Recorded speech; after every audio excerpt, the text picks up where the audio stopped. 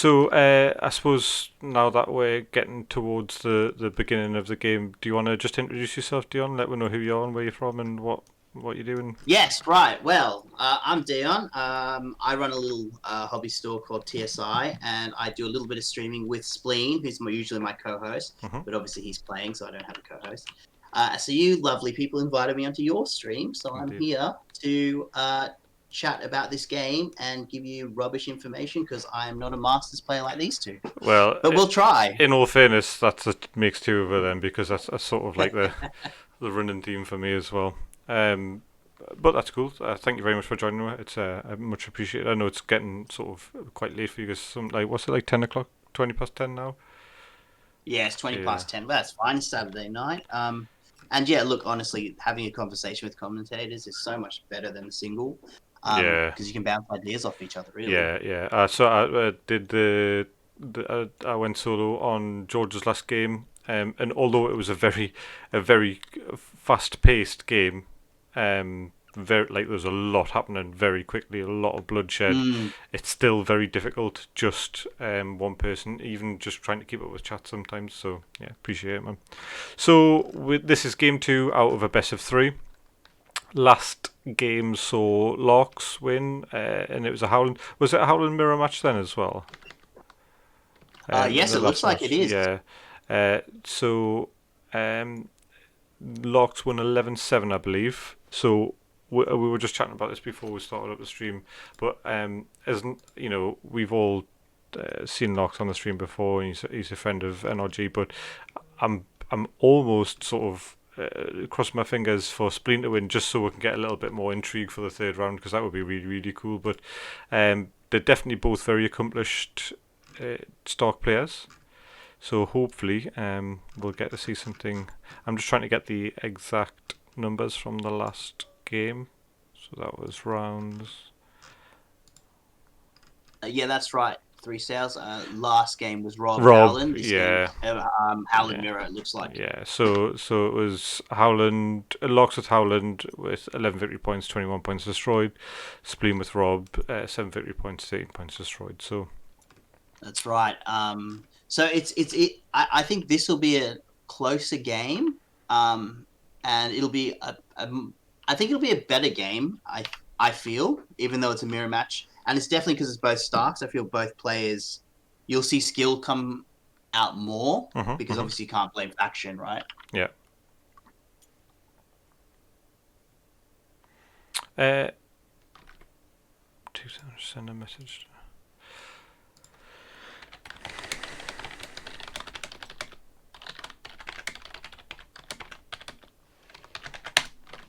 Right, so we're just waiting to see where deployment ends, who takes first turn. Oh, God, yeah. Yeah, I'm not in the chat, but it looks like Larks gave Spleen deployment, so Larks will get the choice.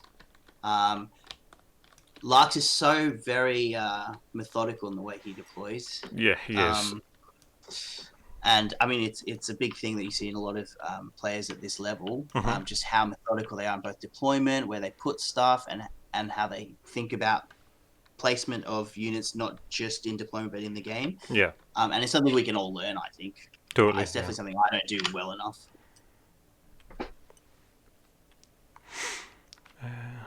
So we've got a giveaway going on at the minute for I think it's Neutral Heroes 2. We're 15% towards that, and I think it's a bit goal. So if anybody's interested in potentially winning that, by all means, crack on with that. And there's also a merch draw with a sub goal going at the minute as well, so we're 10% of the way through that. We've got, unfortunately, we're about to hit a second big lockdown in the UK. A lot of businesses are closing, and anybody who's watched the stream before knows that.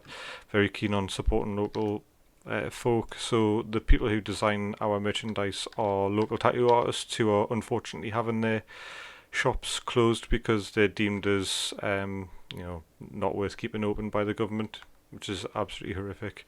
It's people's livelihoods at stake. So obviously everything that we do commission wise gets given straight to local tattoo artists, which is pretty cool.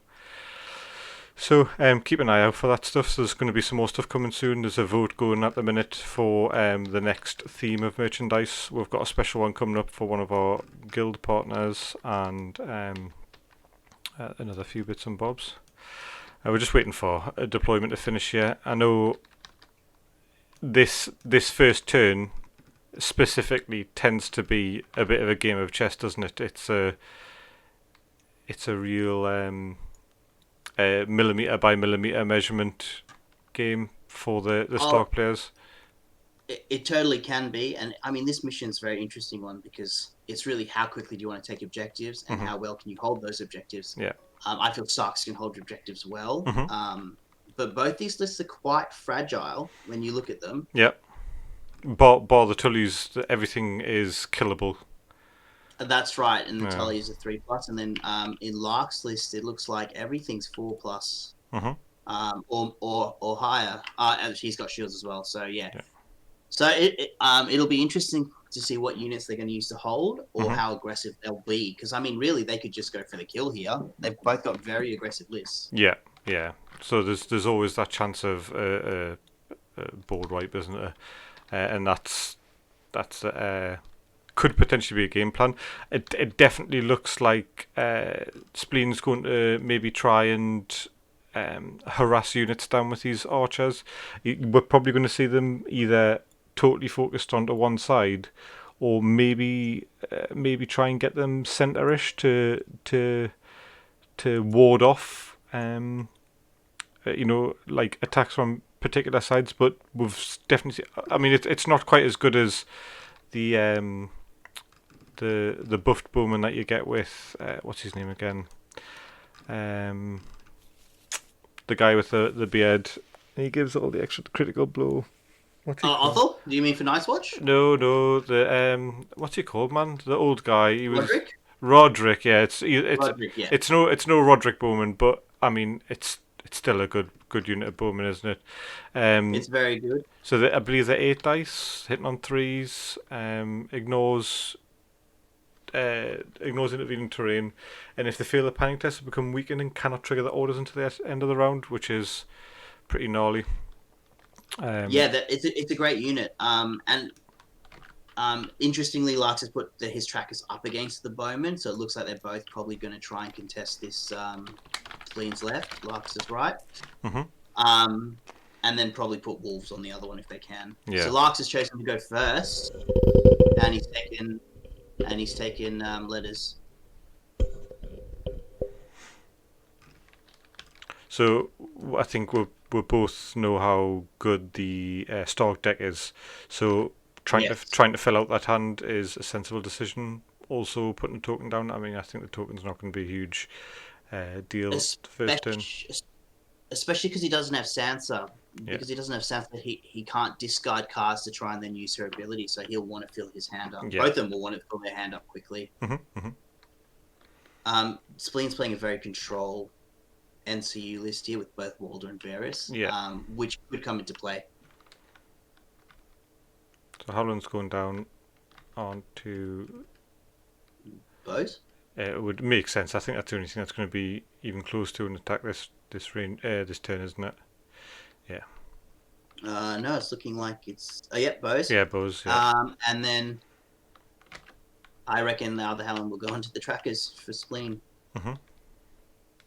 Makes sense. Or maybe the Outriders if Locks takes horses, there's always a chance of a turn 1 charge.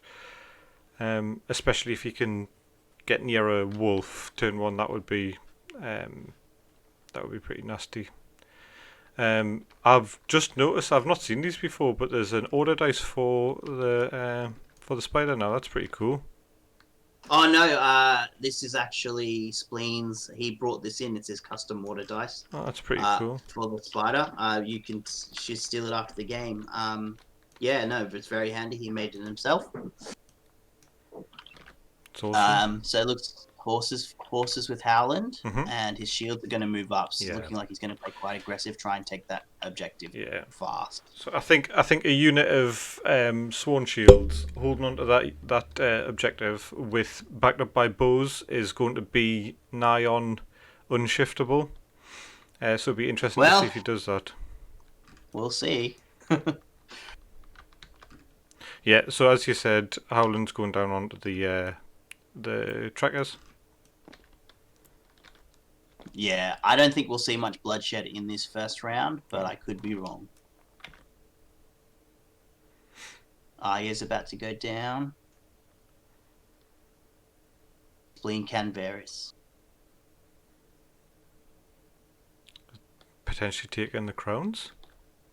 Potentially, he's measuring for that corpse pile, so...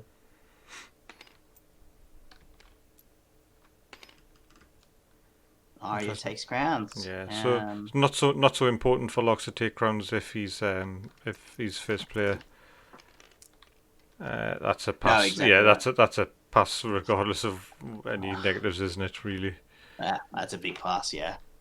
But still, as Larks' first player, he doesn't need the crowns for Walder, so it doesn't really matter. Still an interesting choice, though, trying to take crowns there. I don't know if I would have. But then I guess what else are you going to do? Yeah. Because he's trying to out-activate and bait out Spleen's units.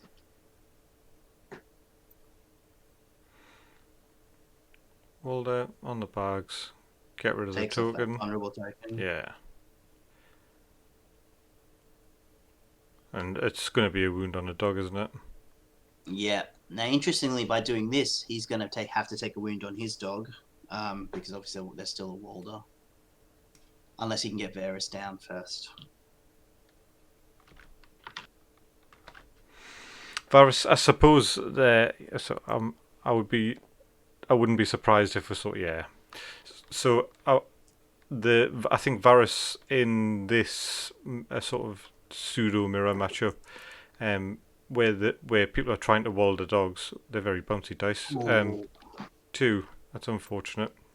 Very unfortunate. That means that dog's going to take a wound. Interestingly, he didn't take off the vulnerable token. Not our place to tell them. So no, yeah, just let them. They'll probably notice in a couple of minutes. Eventually, yeah, exactly. But yeah, so as I was saying, the difference between having Varys and not having Varys, is the difference between potentially two dogs dying to Walder, which is two VPs. I think the big thing for the Varys in against Starks though is the no sudden charges. You can stop the sudden charges coming out. Yeah. So it'll be interesting to see how Spleen plays. Is he going to try and save the dogs, or is he going to save it for those sudden charges that are inevitably going to get played? So it looks like he's going for a march, and he wants to just touch. So there'll be 1, 2, 3, 4, 5, 6, 7. Unfortunately, he can't reach, but he should be able to pivot onto. Yep, he's going to check it. Yeah, he should be able to pivot. Yeah. He can go right onto that line, so...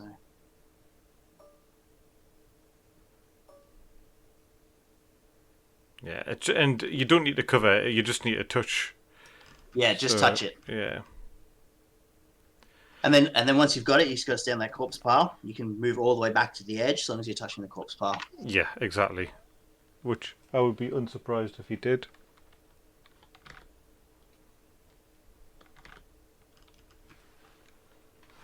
Two seconds.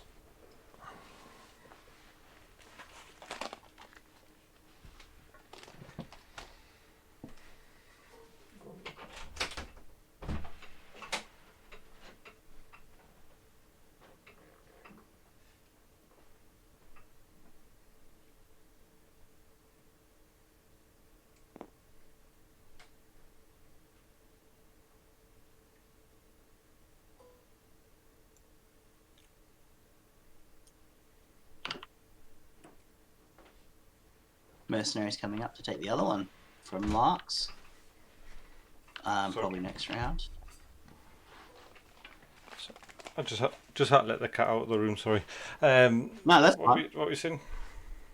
His mercenaries are coming up to contest the other objective.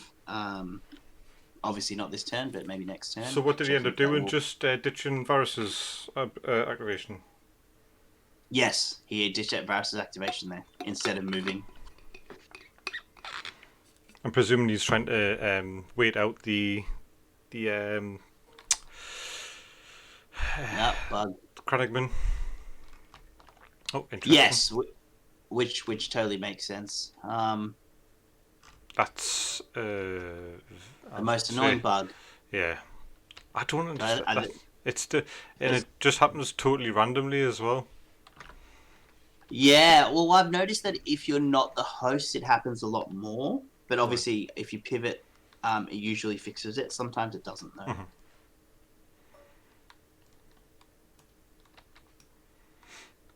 Yeah, I'm wondering if not removing that token might come back to bite Spleen, especially a vulnerable token on a wolf. Yeah, We'll see. With how Howland's cards work as well, definitely could be. Yes.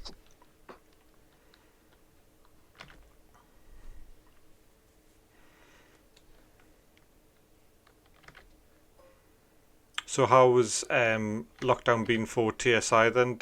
Has it affected business much or?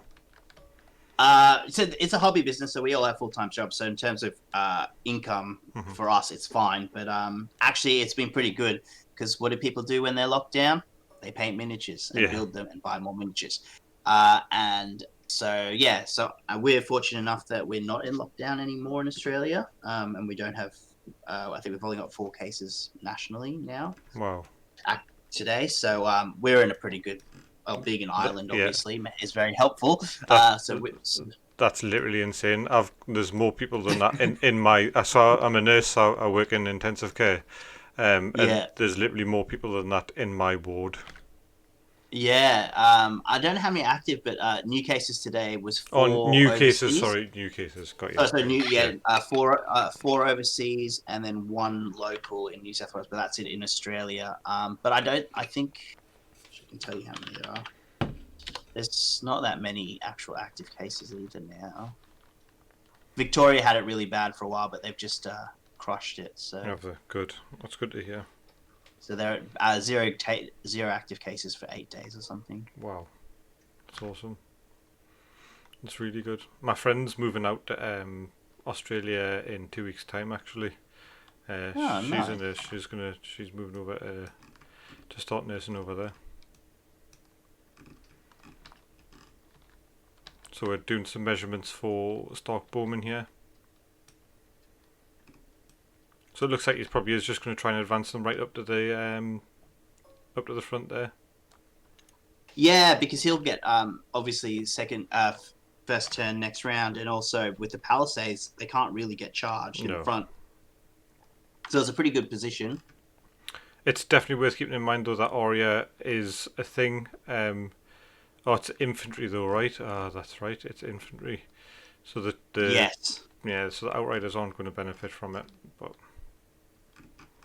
Yeah, that's right. I mean, Outriders get free maneuver, but I mean, even still, free maneuver for that infantry is pretty strong. So it really depends where Larks positions at the end of this round. I like to see Spleen using Berserkers. Berserkers are one of my favourite units in the game, purely aesthetically. I think they're great at what they do, and I think as far as units go, I think they've probably really got Berserkers right. They're, very easy to kill, but very difficult to scare. Which is obviously because they have absolutely no concern for their own defence and they're just berserkers, they want to kill things.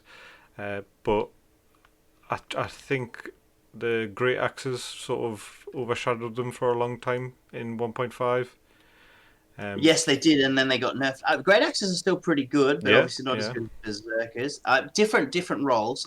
Spleen Berserkers are really scary because they've got attachment rob, so they actually move 7 inches. Yeah, so they're faster. And what's his order? He's got an order as well, has he? No, he doesn't have an order, but they can move 7 inches and free charge. They can pivot before marching, and then free charge off the horse. Yeah, which is gnarly. Yeah. He's really good in Berserkers. One of my favorite attachments in Berserkers is actually Brown and Hodor. It kind of mitigates that low defense. Yeah. or high defense, I guess. So one Um, of the stock lists I used to run, which was I suppose a little bit of a meme list, was I liked Sirio Forel in Berserkers. So obviously yes, getting I know obviously reducing people's charge ability is good, but making people -1 to hit is good as well. That's a good way of reducing a very serious percentage of hits, as well as them getting um, precision, which obviously on a high dice unit is fantastic. And I use Roderick NCU as well, so give them critical blow. So critical blow, precision, precision and yeah, sundering. That's big. yeah. And on a unit that is potentially, getting your Aria free maneuver or your swift advance and all that kind of stuff, you can get really into people's faces really quickly, and because they're quite reliable hitters, you can risk re-rolling hits to try and hit your sixes, which is pretty good. But again, it's just I'm not, well, as you've probably noticed, I'm not a super tournament player. I just like to have a bit of fun. Oh yeah, no, Assyria is great. I like Syrian Sworn Swords because you get the crit blow already, and then you just Yeah, put so him in there. I think that's like the people who actually understand the game a bit better than me. All of the pros kind of use Sirio in them because he's just you get that inbuilt and you don't have to go with Roderick. But uh, I don't know. I just like Berserkers, man. Like I said, so they're just cool. Actually, my friend James runs a really interesting list. He runs Eddard and 4 Berserker units. Right? It's like a meme list, but he does really well with it. It's really strong That's because cool. Eddard means that they get the free maneuvers and the free attacks, hmm so you can like hit twice with the Berserker units. That's pretty good. Yeah. So just positioning here, Spleen's moved Greywind back behind his lines, fullback style, hmm and Larks is doing the same with his Summer. It looks like Larks will be able to take this objective uncontested with his mercenaries, and we'll see how this Sworn Shields go. I mean, I assume they're going to be the last activation there for Spleen. hmm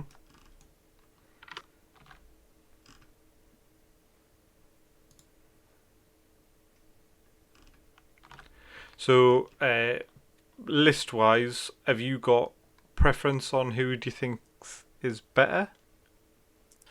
Not really. They're different lists, but they're very similar lists. hmm So, Larks is. They both have the Sworn Shields. Larks is the Trackers, obviously, and the Yeah. Outriders, which I think are very good. But then Spleen has the Berserkers and the Bowmen. hmm Um, and the extra dog. So, yeah, look, Larks has more on field threatening units. Like, dogs aren't really a threat. How did So, that that could. how did that dog die? I think Howland just played a card, probably. Yes, Bog Devil Ambush, so D3 plus 2 automatic hits, was played, and the dog failed. Because he rolled a 2 and a 1. Wow. So the dog is dead when he didn't even need the vulnerable token, so it didn't even matter in the end.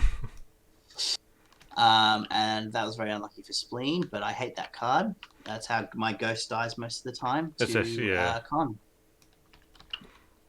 So have you got any favourite Night Watch lists? Actually, yes. Right now, I'm trying out the new Marshall, he's great and he really helps. I tried a double crossbows list, and that went pretty well against Starks. I nearly beat Gibraltar. It was a tight game, hmm really tight game. Yeah, double watch Marshall seems to be my go-to at the moment. The solo Yeah. unit. Have you? Um, I don't know if you saw my bat rep against Carlo when he used the first builder. No, the senior builder Scorpion and crossbow list. oh yeah, no, I didn't see it. But I It's was horrific. going to experiment it. Yeah. Yeah, it can be very strong. Were you playing Starks? No, I was playing Lannisters, but I was playing a Yeah, bit of a fun list, and he didn't have to play a fun list. So he played an anti-fun list. yeah. Yeah. Starks can shut that list down with wins hmm because which is what happened to me in the end because I had double crossbows. obviously play wins before the charge, so you can't use that order on the Mm-hmm. crossbows. But yeah, the new attachment for the Scorpion's pretty cool. If you walk in 12, you get a free shot. Was that the one he was using? It was so. What did he? It was Scorpion with the upgrade for the stand and shoot. Yeah. Crossbows with Pip, I think. Oh yeah, just Um, that. is that what gives them the 3 inch Yeah, shift? yeah, And yeah. yeah, yeah. And then he used 3 units of conscripts with senior builders. Yeah, to Uh, put those stakes down. yeah, Othel. I think he Yeah. used Corin for the extra dice and maybe one more. It might have been. It was either Eamon or. Corin's so strong. Yeah. Being able to shut off a unit for a whole turn's massive. I used Varus as well. Yeah. So it was. Yeah. It was. But it's the senior builders. So I think if it Yeah. was orders, it would definitely be better. Because being able to just literally close off almost half the board with stakes. Yeah, that's right. It Well, won't. it's start of round at least, so you know it's coming before you activate. Yeah. Oh, he It was looks like using. He played his the TS. trackers have come down. Yeah, sorry. Thank you, Julian, for the follow. Carlo was saying no, he was using the Othel mod on the. Oh, that's the one that lets him get the free shot with the horses, right? But yeah. Oh, Yes, and if you get charged from the front, yeah. Uh, he gets to. welcome, Chris, as well. You're up early, mate. What's it like 6 o'clock in the morning or something?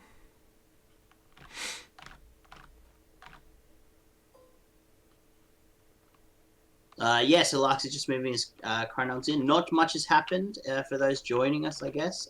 We've lost a dog to our favorite card in the finals, Log Devil Ambush. What faction you playing? Are you taking your neutrals? So Say again? Chris is sorry, I'm talking to the chat. Chris is going Ah, to um a local tournament today. oh, nice. Ramsey Stark. Oh. I like Ramsey. He's a Ramsey strong Howland. commander. Yeah, yeah, yes, man. I think it's inbuilt in Chris's nature to have at least one bolt, and then in his tier list format, regardless of.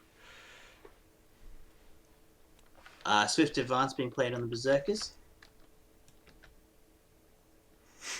So that's a 7 inch move forwards. Yep, that's right. It's an interesting choice though. So early on, it's still round one. He could potentially be looking for a turn one charge by taking the horses with them next turn. Oh, he's definitely looking for that. Yeah, I think that I 'Cause it think means Berserkers have probably got a decent chance, especially if they flank. Got a decent chance of taking out that unit of trackers. Chrono Traps just came down, so they're going to suffer -2, so it'll be a 5-inch move. Oh my god! So the control style here from Howland is Yeah, it's that's right. They're not within long, so they won't become weakened. that's But still, that's one thing that I've noticed. Um, Locks does have a easier time procking the Kranig's style sections of the cards. He has got the 2 units. He's got the Sworn Swords of Mira and the Sworn Shoes of Mira and the Kranigman Trackers, whereas I think Spleen's only got one Kranig unit, hasn't he? The yeah, Mira he's got the Mira shield with shields, mirror yeah, and stuff. Yeah, that's right. But in this case, he won't be able to proc that. because But he's not in long range. Yeah. I mean, it still does mean with the March that those Berserkers can get 15. Mm-hmm. I mean, obviously they can't get this. What's that? 21, but we'll see what happens. They're having a chat about something.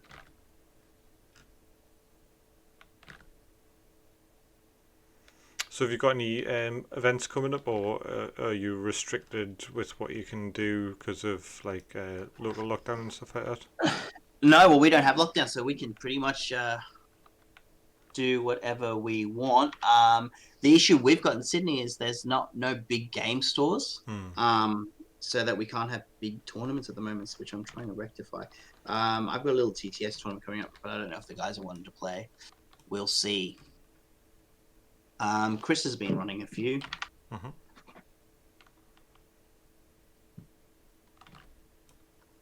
Is property or like space quite expensive in Sydney? Super expensive. Yeah, Sydney's quite expensive to live in.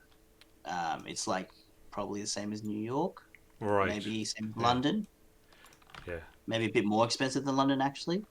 I could be wrong, but I'm pretty sure I've read that somewhere. It's naughty.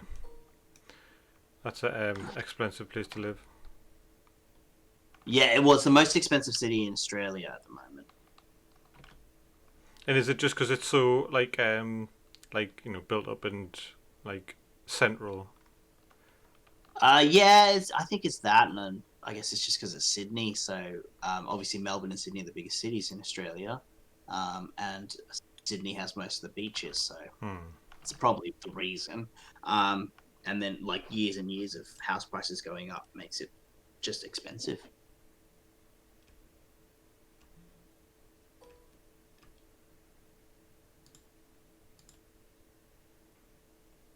But Australia's a pretty wealthy nation. Number 9 in the world for the highest rent, apparently.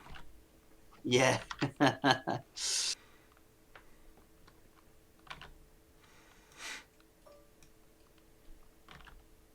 had toyed with the idea of moving over to New Zealand. Like one of my friends did. He lives in Christchurch now, and he's just absolutely loving life.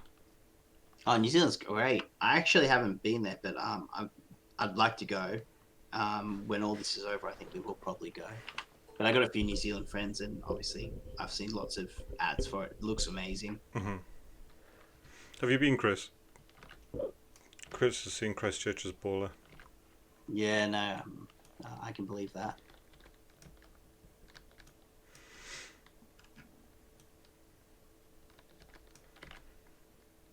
Nice. Do you do quite a lot of travelling, Chris? You seem to have been quite a few places. It has Hobbiton. If you like extreme sports, it's got a lot of cool stuff. Like you can go glacier climbing, bungee jumping, all that stuff there. My friend, he does a lot of like off-roading 4x4 and stuff, and yeah, so he's ex-military, but I've shot for a long time, shot rifle and shotgun, and the gun laws over there are a lot better than the UK. Yeah, right. Better as in you can get more guns or less guns? Better, yeah. So the guns that you can own and how easy it is to apply is a lot better. So my license was a very rigorous process, and even then it's just for a small caliber to shoot at at an indoor range. After that, if you want to go to anywhere, you basically have to have a lot of land to shoot on, which is very impossible in the UK unless you own a farm or you know somebody who owns a farm that doesn't already have someone that shoots there, or you're part of one of the few rifle clubs that has access to military ranges where you can go and shoot 700, 800, 900, 1,000. Yeah, whatever. So similar to Australia. I think New Zealand's locking their gun laws, making their gun laws a lot more strict though. Is it? Yeah, since the terrorist attack by that white guy. He shot up a bunch of Muslims. And so I think the gun laws are changing a little bit. Probably just to say no assault rifles. In Australia, I know you can't have like handguns or anything. Yeah, so that's the same. Yeah, there's no handguns. Yeah. Nothing that's so you can't have anything semi-automatic over rimfire caliber.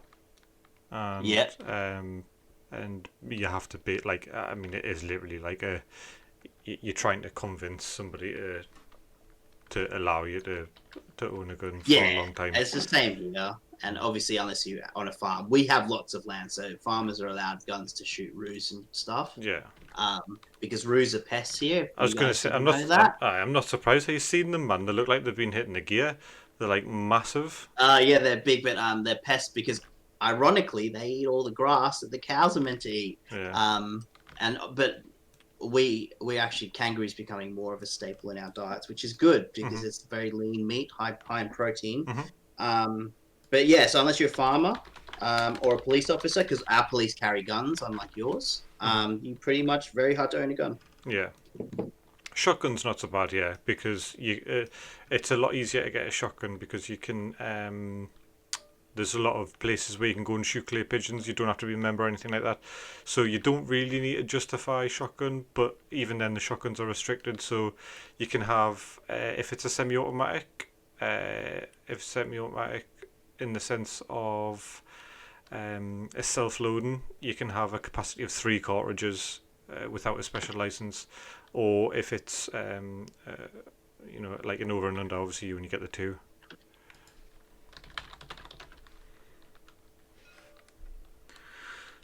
Yeah, Chris, me too. So the rifle club that I applied for last year, but then ended up pulling out of because of having a baby, shoots at a military range not far from here. And the last time I went, I was shooting Lee Enfield. Obviously, there's a lot of Lee Enfield here.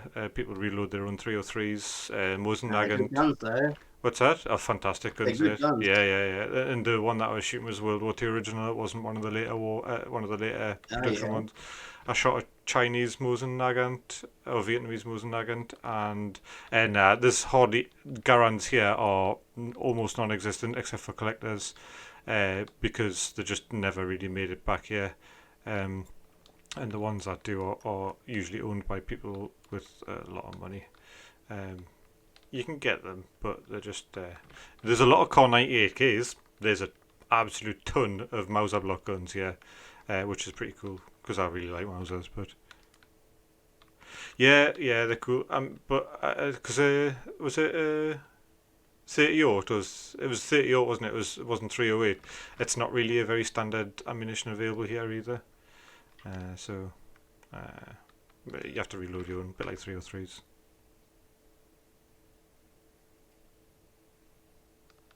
Why is that, Zemnas? Oh yeah, be allowed to fire. Yeah, so it's because of the mechanism. Yeah, Chris, tons of so Zemnas, there are some conversions that you can get for like straight pull bolts that allow you to have semi-automatics that don't fire in the semi-automatic configuration. So a lot of people have, in fact, had a go with a Steyr AUG, which was a straight pull, and an M4, which was a straight pull, which is pretty cool. But obviously, they just don't have the capacity to fire semi-automatic. Um, you just have to rack the slide every time you want to shoot. But it's such a short slide, and it's such a easy charge that you can fire quickly if you want to. Not that you would want to, because ammunition costs a fucking load though. Enfields are amazing, mate. They're actually the fastest firing rifle going. Uh, really accurate. I think the only thing that let them down was the 303. Didn't quite have as much knockdown power as like the 30 aught, or was it 8mm was the Mauser? It was a 7.9. So bigger bullets, I suppose. But yeah, the cocking mechanism on the Enfield was really quick and a really short action. So they were really good at firing quickly, quite accurately. Sorry, I'm nerding out about guns and we're just totally ignoring this game. So Well, nothing's happened. It's all right. yeah, I'm watching. this is still turn one of a stock versus stock game. So we'll keep an eye out for The only big things for those that have joined us is that a wolf's been dead by Bogdan full ambush, and Crown Tap Traps has played onto Berserkers, stopping pretty much a 21-inch move. Mhm. I'm sure Aussies use Enfields. Commonwealth, all the Commonwealth nations used to use Enfields as well. Yeah, they did. Yeah. They did. Now we use Oz Styres. Mm-hmm. Military bullpup. I've only ever shot 2 guns in my whole life, so I can't really tell you much about them except from Call of Duty.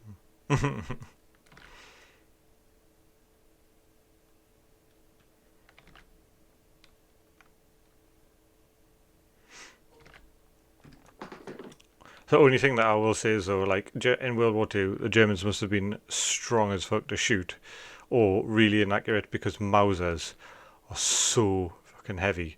honestly, man, the Mauser block, which is what the Core 98K is made of, is just like a massive bit of solid machined metal, and they weigh an absolute ton to fire from the shoulder. It's just like, it's horrific, absolutely horrific. Compared to modern day materials, it's like,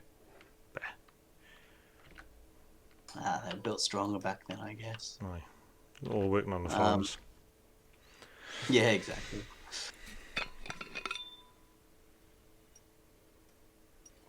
So it looks Actually, like, speaking of the Germans, I've played two actually just recently. They're really fun to play. They're actually quite similar to us Australians the way they play. I felt. yeah. Who was it Yeah. that you played against? Affenkoff and I forgot the other guy. He was really nice, but it's Skunk. Skunk, cool. Yeah, they were nice guys. Did you play them in a Each league, or was it just pick up games? No, we play them in at activation 20, so 7 activations max. Free Folk got 8. So it was interesting. It was an interesting tournament. Mm-hmm. Obviously, no one played Starks. Yeah. So I played against Free Folk and then Targaryens, and lost both games, obviously, because that's what I do. I just lose games all the time.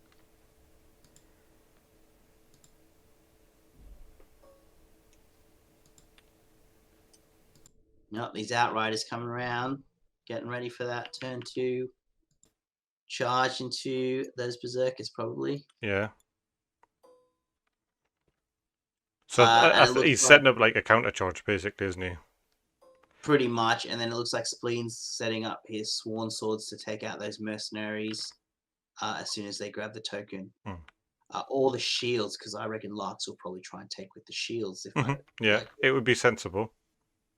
But the mercenaries are closer, so we'll see what happens. The bowmen haven't really moved at all yet, so we'll see how they go. We're nearly at the end of turn 1, though. What do we have left? Larks is all activated out now, and there's bowmen just left to go for Spleen.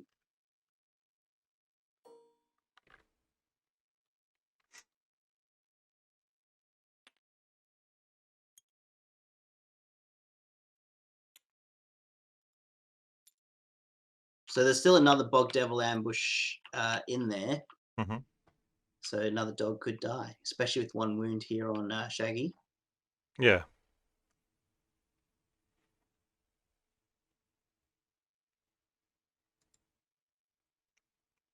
It would be so obviously losing one to that Bog Devil ambush is a big hit. That's a whole activation. Right. So what do we think is going to be a first turn play here? Do we think we're going to see a swift advance and then just a turn 1 charge, or do you think we're going to see maybe I think we might see Walder get played and kill that dog straight away? Yeah. I mean because that kind of evens this turn up then, right? Because the dog wouldn't have activated. We could see that, or we could see Berserkers charging. But then, see, I don't. If he does that, his Berserkers are pretty much dead. Mm-hmm, mm-hmm. With looking at how Larks is positioned now. So yeah, I don't know. I'd probably try and kill the dog myself. Mm-hmm. Just chip away an activation. See, I'd probably just take bags with Walder, heal my dog, kill their dog. But I'm not playing in this tournament, so we'll see what happens. That would be a good shout.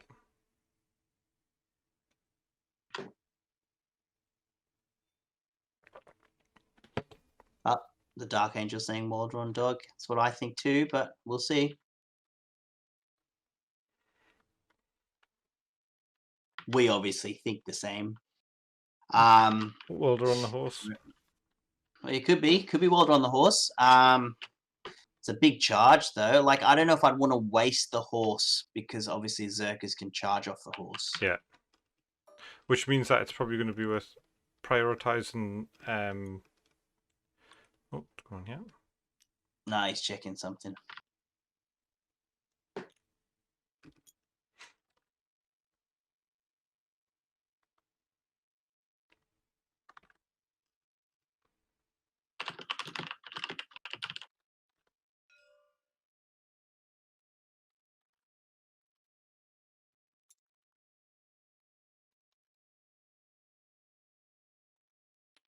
Yeah, so I think my trepidation here with the berserkers is that by charging them in, you're giving those outriders that free counter charge into the flank, Yeah. which is pretty scary, especially being one activation down now.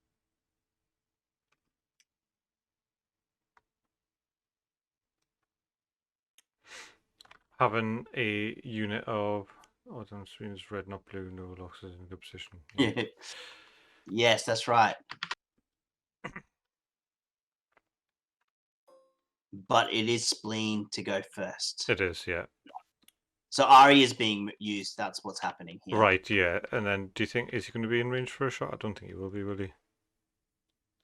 Oh, Probably not for a shot with the no. bowman.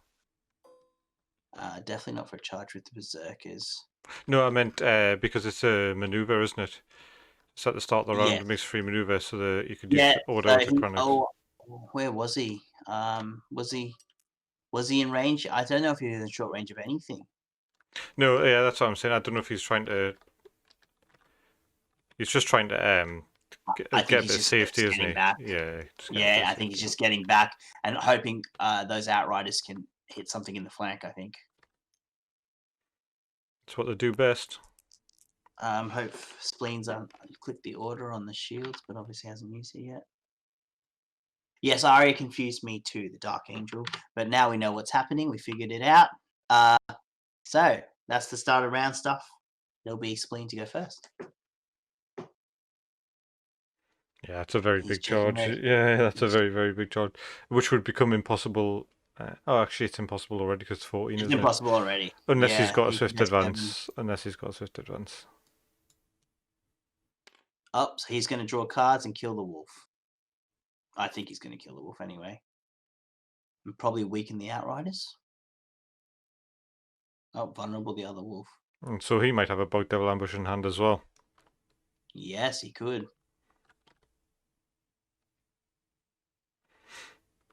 Both on 1 VP now and both 1 wolf down. Yeah, so Spleen can do what Larks did to Spleen last game. Kill all the wolves with Bog Devil Ambush. I hate that card. It sucks as a Night's Watch player because you've only got Ghost and it's like, oh, here's Bog Devil Ambush. Like, oh, thanks. Yeah, it's a gnarly card. I mean, there's nothing in the stock deck that I don't think is good. I think they're all really good, but these are definitely. It's nice to see him getting used a bit more now though, because like in 1.5, people very rarely used them. So getting to see him on the table a bit more, or at least in local meta, I suppose, is a way to see it. People didn't really use them so much, but the game was very different back then, wasn't it? Yes. Varus was used to stop Walder, saving Shaggy Dog from dying here. Walder's gone on the bags to heal the vulnerable token off Summer. Lark's expecting that Bog Devil Ambush. Bog Devil Ambush got a lot better actually because there's so many more solo units in the game now, like the Watch Marshals, like the Dragon Knight thing. So it's gotten a lot better as a card, I reckon. It's a living nightmare for Friendzone Jorah, though, isn't it?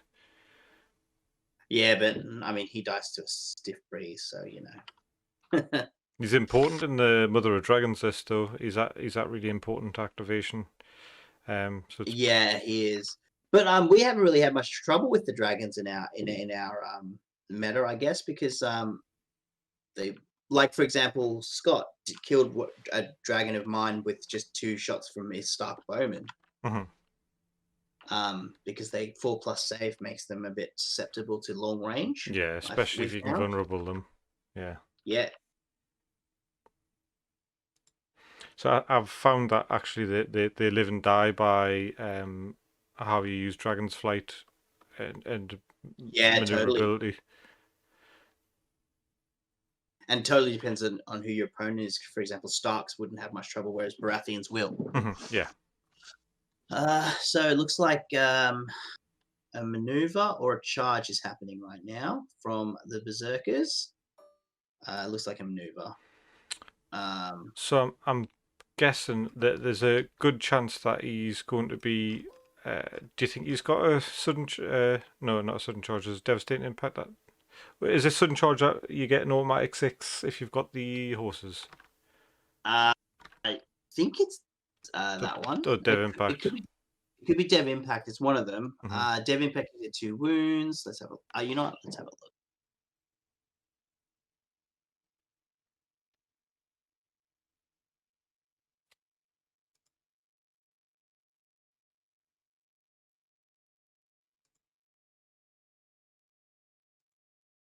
Which one is it? Dev Impact's automatic 6 if you control the horses. Right. Sudden charge is vulnerable. Oh yes, yeah. If you control the horses.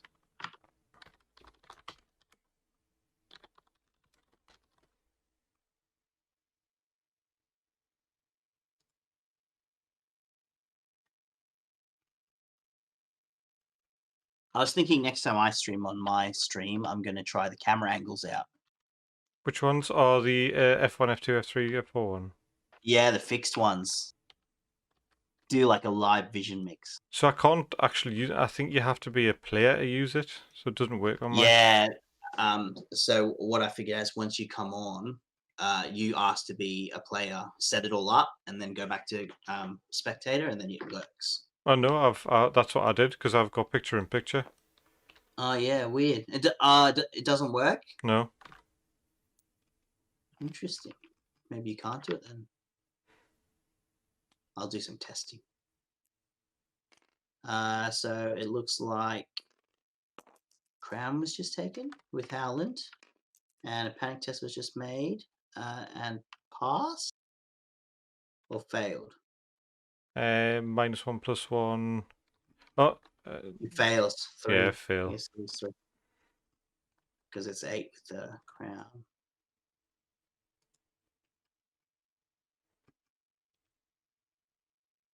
Oh no, they're saying he passed.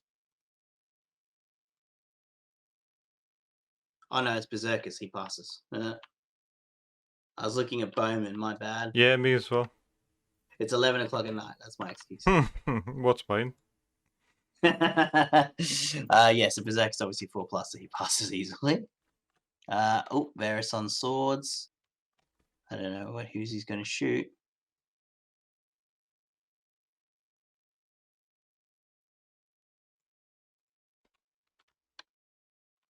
Very cagey game so far. Not much bloodshed. So I mean, this is a very typical Stark Mirror match, though, right?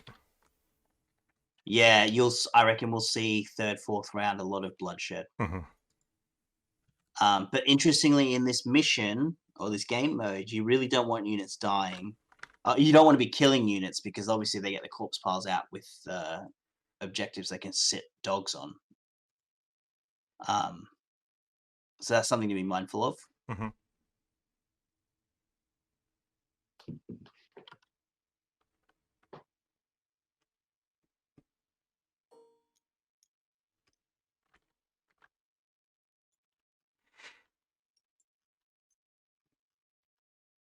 Larks loves his trays. He does, doesn't he? Yeah, yeah. Yeah, he would be a good War Machine player. A good Guild Ball player.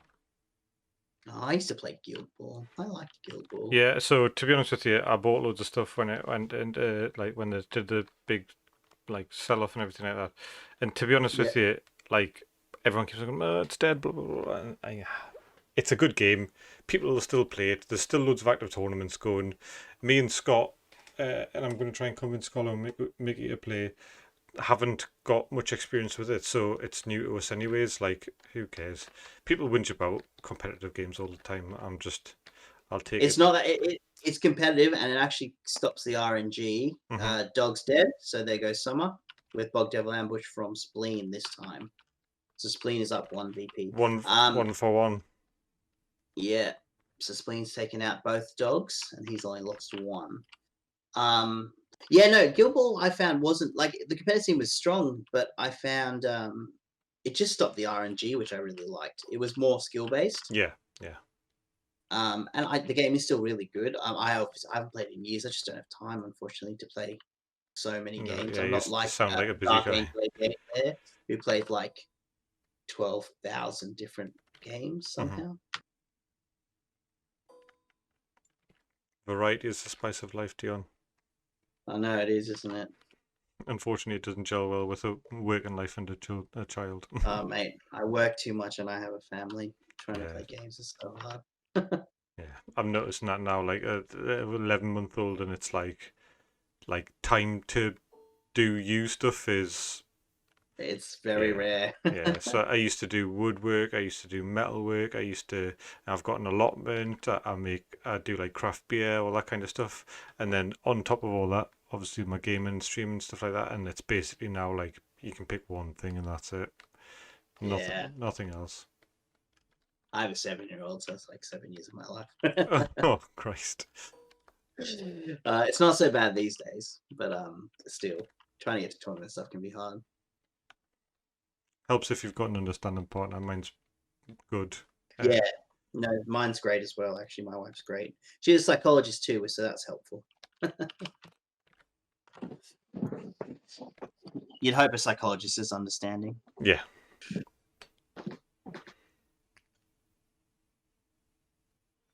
The Spleen's posturing up onto that objective with the Swan Shields. Hopefully there'll be a pretty immovable force.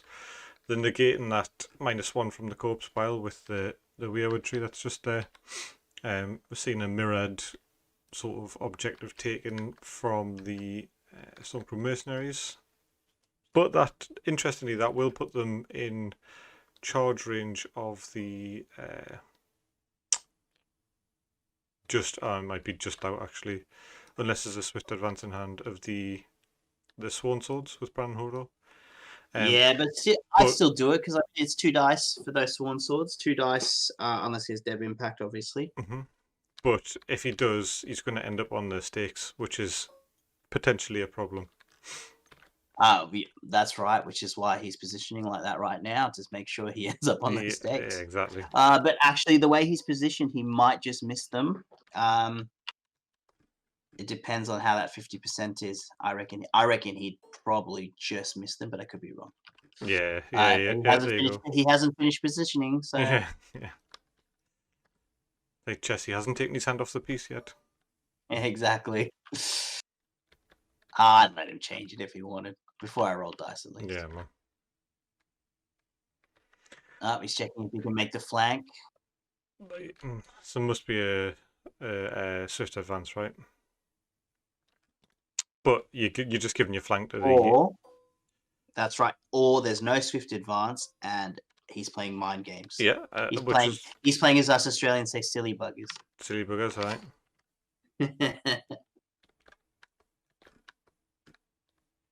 Mate, that's a very common phrase over here as well.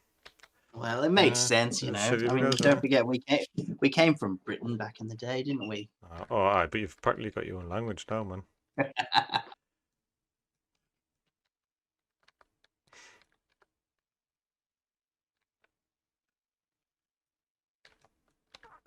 One of my friends lives over there. She does PR, and she's just set up she's a female bodybuilder. I'm sure she's in Sydney, and she's just set up a pretty successful. I think it's 15,000 followers or something like that on our podcast. Oh, nice! It's pretty good. Yeah, dedicated woman. Yeah, fitness is big. It's a big industry. Yeah, man. So I think one thing that we need to keep in mind is the mirrors over here. That's potentially going to be D3 wounds when they move, and it's a disorderly on a 1 and a 2. So that's right. Well, with the corpse pile, it is as well anyway, so that wouldn't matter, except if he can make the flank. So I think he was trying to, because he was measuring to get into the flank, right? Yeah. I don't know if that's possible. We'll see. And then, interestingly, Spleen's got his mirror on the other side against those Cranogs. Yeah. So same thing, D3 wounds. Obviously, the Cranogs will probably shoot, not charge, but still D3 wounds is big. Yeah. Every time I've used mirror, she doesn't do any damage, though. Really? Traps are so good in free folk. Yeah, traps are so good in free folk. There you go. He's using that swift advance. So the order won't go off yet because they have to start the advance. They have to start the movement within range. Yep. I think they're in long range of mirror, so it looks like it will go off. But it's an order, which means it'll go off for this. But not the charge. Let me just check. Oh, this turn, so it will be for the charge as well.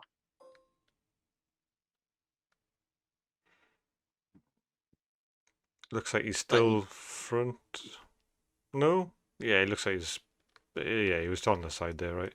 But if he wants to charge, he is going to have to charge through the corpse pile. No, if he can angle it, so he doesn't, because he's got dev impact, yeah. Anyway, so that's fine. So two he's gonna do the D3 wounds. Takes two wounds for spleen, and then there'll be 2 wounds for the mercenaries as well because of dev impact. Yeah, because spleen has the horsies. So we're going to be seeing so this is likely going to be 8 dice critical blow, 3+ plus D3 automatic hits, and no. There's no vulnerable, is there? No. No vulnerable. So it'll be 3+ crit blow. Is he going to take the D3 wounds for Stark Fury? Yeah, he will. He'll do it with his roll, I suspect, and obviously +2 hits for Bran. So 2 wounds, 2 hits. That's not bad. There you go. The D3's coming down. 2 wounds. Oh, sorry, that's the 2 hits, I believe. Yeah. Oh no, it was 2 wounds. Yeah, he's taking it. But so that's after the attack resolves, right? So it's I think this must this D3 must be for Bran and Hodor here. Yeah. So obviously he'll reroll those. Not bad. 2, 4, 6, 7, 8, 9, 10. 10 plus 2, 12. 12 at 6+. With a -2 to your morale. It's a pretty good chance. Yeah, very good. Yeah, it's a dead unit. It's a dead unit. Dead unit. Oh, 2 6s though. 2, 3, 4. Yeah, it's 10 dead. Oh no, they're 4+ save, right? Yeah, they're 4+ save. Yeah, so the 5s are all good then? Yeah. So this could be a big swing, right? Because Osha and that's a fail. And that's a dead unit. So that's extra VP for killing Rickon. Is, yeah. That is, and then he will obviously surge forth here. That was a big panic test there, because if he had passed that, that puts Spleen's flank there. I mean, look, I don't think these Sworn Swords are probably going to survive those shield, but they might. Who knows? He's going to run back towards the stakes now without touching them, obviously. Oh, he can probably run back with that. Oh, that's not bad. And I believe they get +1 disactivation, so they can go 6. 5 because of the corpse fire, right? Oh, 5 with the corpse fire, yes. Still, that's pretty good. Better than 4. Unfortunately, these Sworn Shields can charge them without contacting the corpse pile. Carlo saying everyone forgets the corpse pile, and they do forget the corpse pile, Carlo.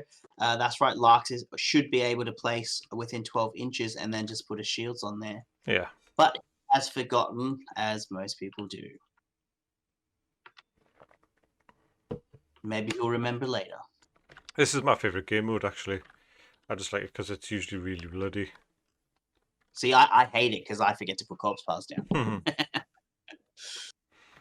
Why is he taking 7 wounds? So he took... I don't actually know why he's taking 7 wounds. So he took 2 from traps, 2 from Stark Fury. Why is he taking those other 3? Oh, I thought you were talking about the mercs. I don't know why he took the other 3. That must be, he must have rolled the D3 for the traps. Or did he only roll 2? Yeah, because they were full at the start, so he took 2 from the traps, 2 from Stark Fury, so he's lost... Osha would have done 3 wounds to him because he killed go down fighting. Yeah. Go down fighting. Yeah. Thanks, Hachiman. What would we do without you, mate? Yeah, good spot.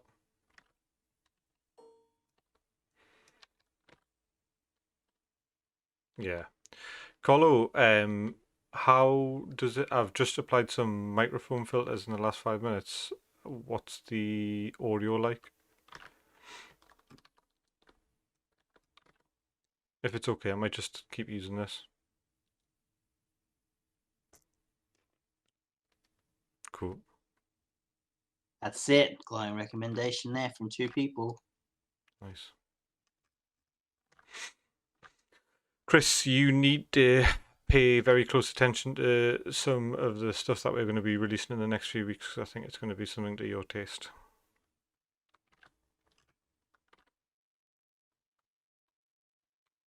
Oh, the corpse pile is going down. Oh, it is? Last remembered.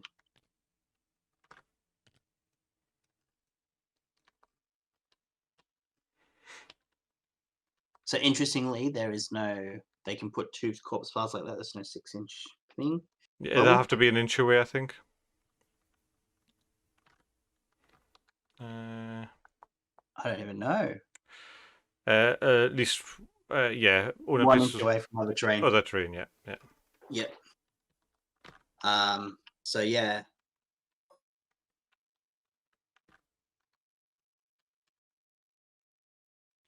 So obviously those shields are going to march right onto that, but Spleen does hold 2 objectives, and obviously by killing Little Rick on, he gets the 2 points, so he's up 4-1 at the moment. Yeah, so Spleen's sort of dashed into the lead a little bit, yeah. Currently controls 2 of the 3 objectives. And I don't reckon he's going to, Larks is going to be able to take him off those on the Spleen's right side. So interestingly, he's put that corpse pile down almost directly in the way of a charge, so he's either just admitting defeat for this turn and taking that objective and maybe trying to get a charge off next turn, or that was a mistake, but that's not really a lock style mistake. He's usually very careful. Interestingly, by doing it this way, he can charge through that objective. Obviously, he rolls the 2 dice, and he'll pick up the objective, still be on the corpse pile, and be able to charge in that placement. So that could be the reason. So he could charge and pick up an objective. Yeah, so it's going to be a 4+ on 2 dice, though. Unless he's got Dev Impact next turn, maybe. I don't know. We don't know. We don't know. And that's right, Carlo. Those Outriders are very scary. And Larks is going first next round.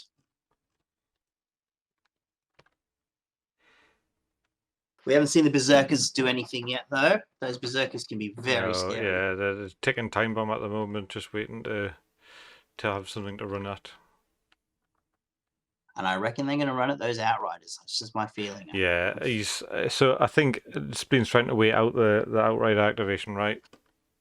Yeah, if I was Spleen in this situation, I'd probably try and wait till next turn and charge them next turn so that he'll get first turn, because obviously they get their free retreat after an attack, which is very annoying. Yeah, Carlo, he's definitely. What do you think? He needs to move over to the left-hand side, where he's got 3 units. I thought you meant so. Spleen's got obviously this unit here, but he's got that ranged cover from the bowman, which is definitely a big advantage. Larks needs to swing to the right, and just go all into the right. But there's a unit of Berserkers there, and the bowmen are covering it. No, I think what Carl is saying is because the bowmen are in the middle, if he does push to the right, he can actually get out of range, and the Berserkers should fold quite easily.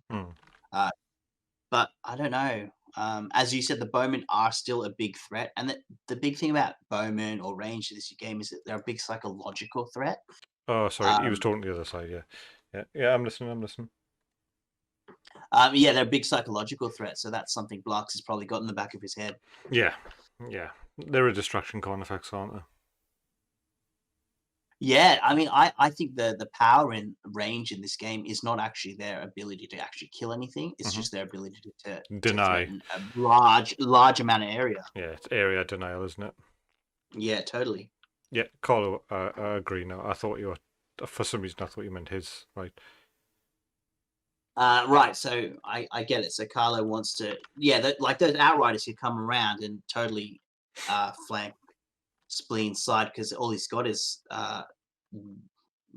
two rows of Stark Sworn Swords. Hmm.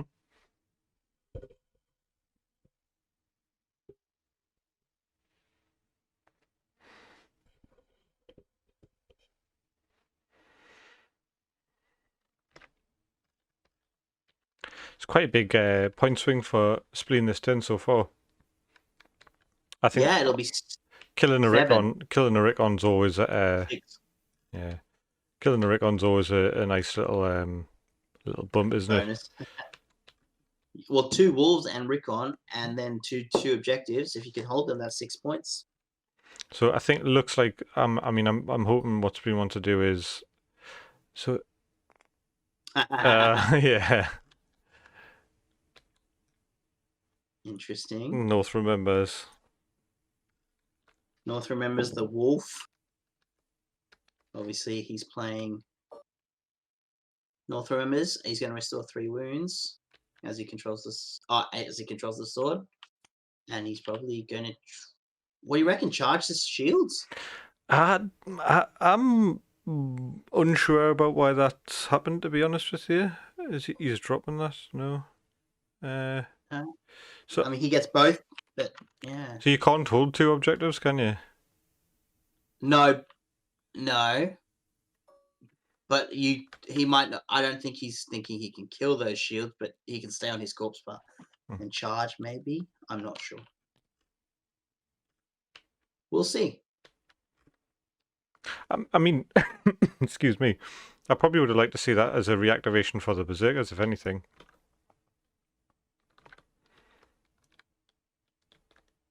Or even the bows. Just move the bows a little bit, and then do it. Yeah, interesting play. I'm not sure. There must be a reason for it, so we're going to find out.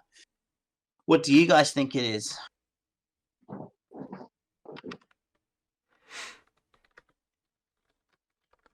Do you think he's just going to try and move back as far as he can? Just stay right on the very edge of the... I think that he can probably charge those shields, staying on his corpse pile, and try and force that panic test. And that's what he's hoping to do. Force the panic test to make him drop the token. Deny a point. Yeah.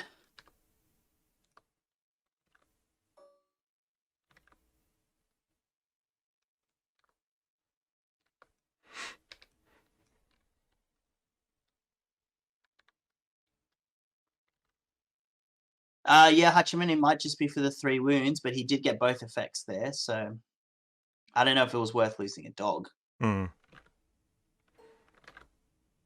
So so I mean, like, he's denying 1 point by giving a point.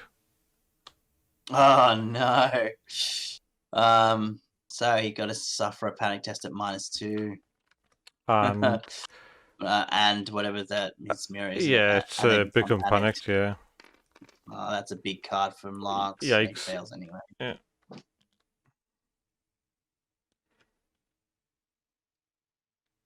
He loses that token. Mm-hmm. Massive card from Larks.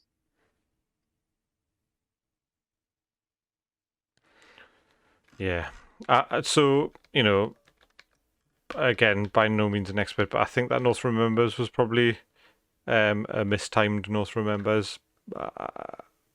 I don't know if he's just trying to empty his hand to maybe try and get stuff for later, but I can't see how that benefited him at all, personally. Well, he probably didn't see the threat unseen. I think without that card, he was probably just going to charge. Mm-hmm. But I'm not sure.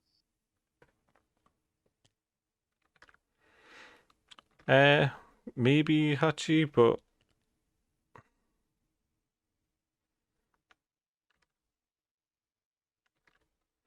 it's a full unit of Tully Swan Shields. It's not an easy unit to chew through by any means. Yeah, but you got to remember they've just got to fail that panic test.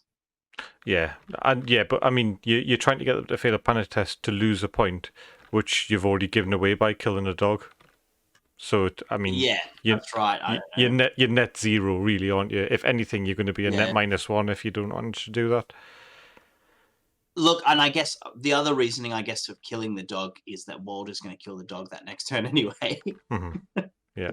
But still, I don't know. I don't know if I would have done it then. We'll see. But you could have played, although, yeah, Walder probably would have done it first activation, right? Yeah, that's right. Walder would have just first activation dead dog, but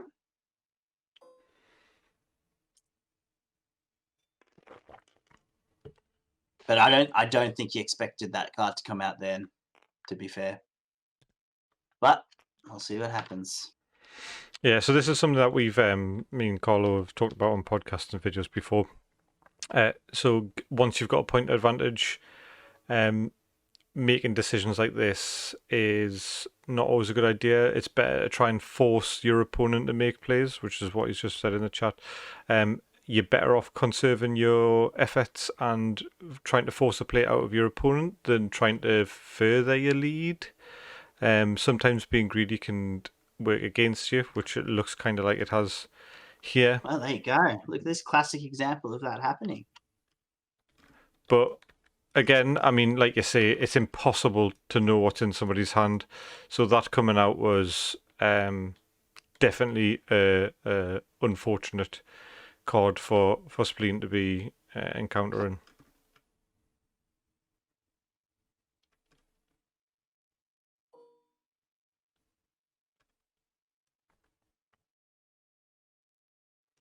I think we're potentially going to be seeing Outriders activate now. Yes, looks like we are. Oh, looks like they're doing what Carlo was saying. They're going to support. Mm-hmm.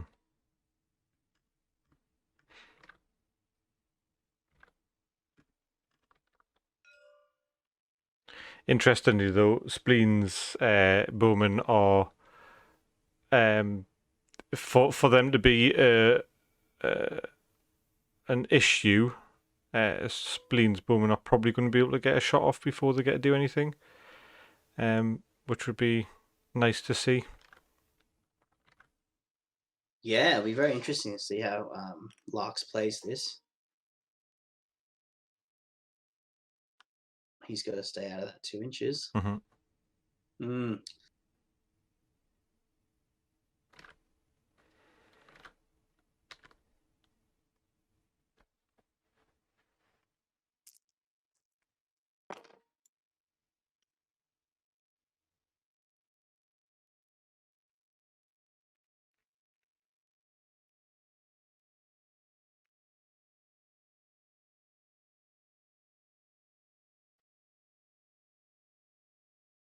The other thing Spleen could be doing is actually baiting Larks to do something like this so that he can place a corpse bar down for his wolf.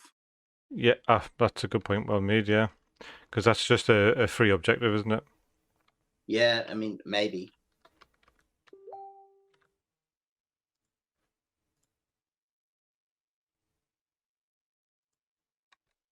Hachi also to pick up the token. I think he did a bit of both. Yeah. Move to stop this onslaught, outright charging, and pick up the token.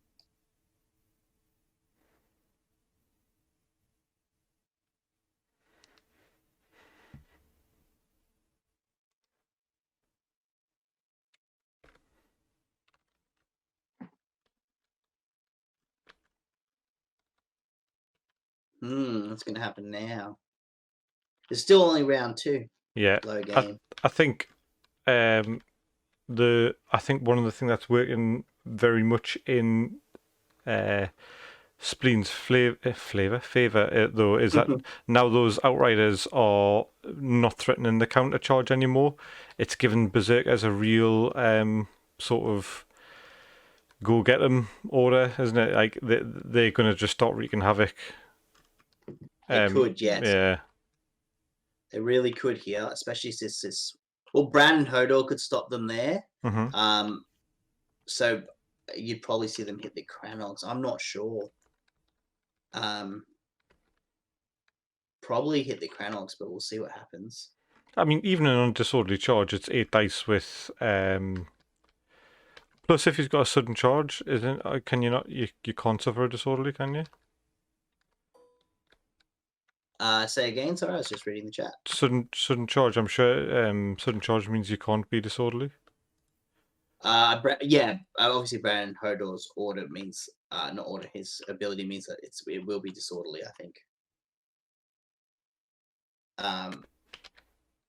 You automatically suffer a disorderly charge and roll -2 attack dice. Oh, not sudden charge. What's it called? Devastating impact. Yeah, but even if you roll the 6, it still counts as a disorderly if he uses Brand's ability, Hodor's ability.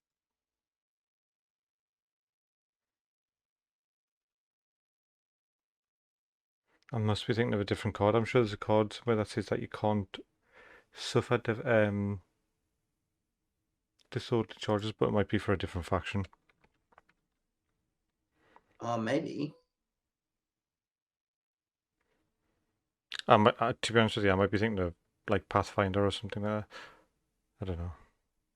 Oh, yep.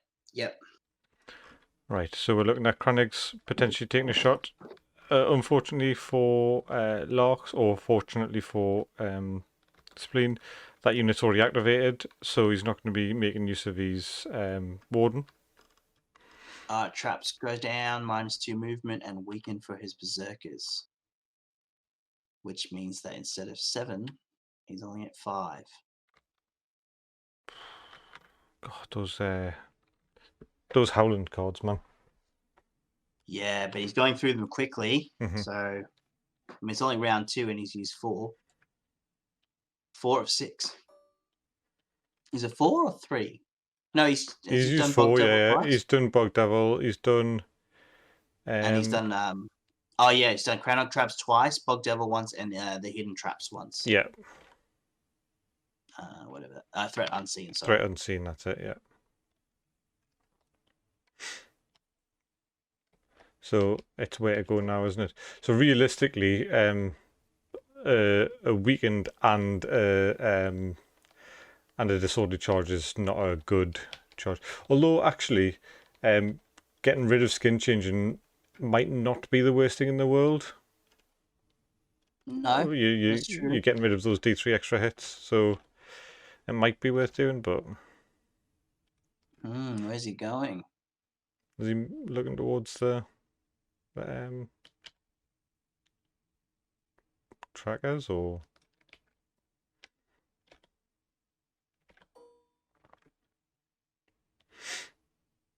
So the problem with that 5 is that he'll end up landing on his own tree if he tries to get past.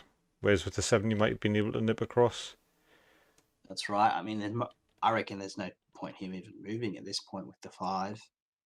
Do you think? Both units now out of charge range, really. He's 5. I think the Kranogs he can get on a 6+. So yeah, he'll probably just do that, move a little bit forward and get ready. Mm-hmm. Potentially get a free charge off next turn if he gets... That's right, Carlo and Howland on them, so weakened. Oh, yeah. So 4 pluses, weakened and potentially disorderly.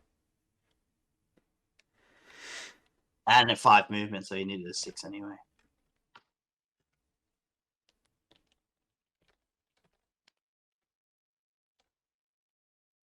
Nope, I think Spleen's just put... Yeah, I was going to say Spleen put his Larks Chronic Traps in his discard pile.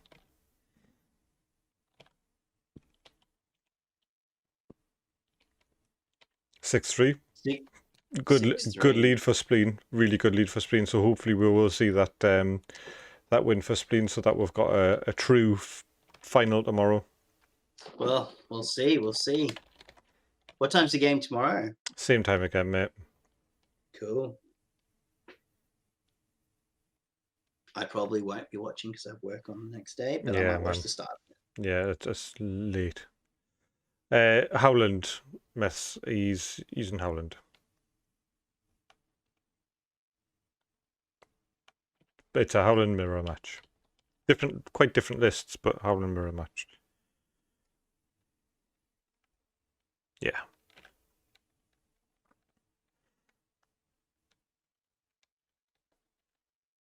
But Spleen has most of Howland's cards, whereas Lark's used 4 of his Yeah, 6 so he's now. used 4 of his 6. So he's used both these traps, one of his Bog Devil Ambush, Unseen threat. and one Unseen Threat. Yeah. Howland's going to go down somewhere, looks like. Get that influence down early. Straight on the Berserkers, must be. That's what I would do, but we'll see. Potentially taking the free attack, excuse me, onto the trackers. Oh, there's a roll going on. Oh, 2. yeah. So there's Varus. Varus, So yeah. he's trying to stop the influence, I suspect.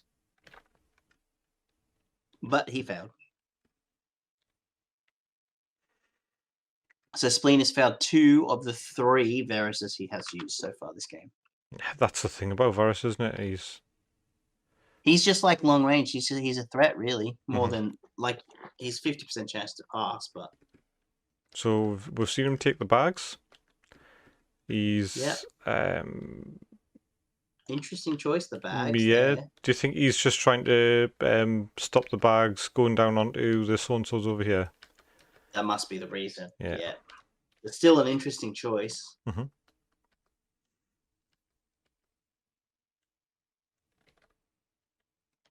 I would have probably taken Crown there and you could probably panic those Sworn Swords with the panic token on them. But still an interesting choice. Indeed.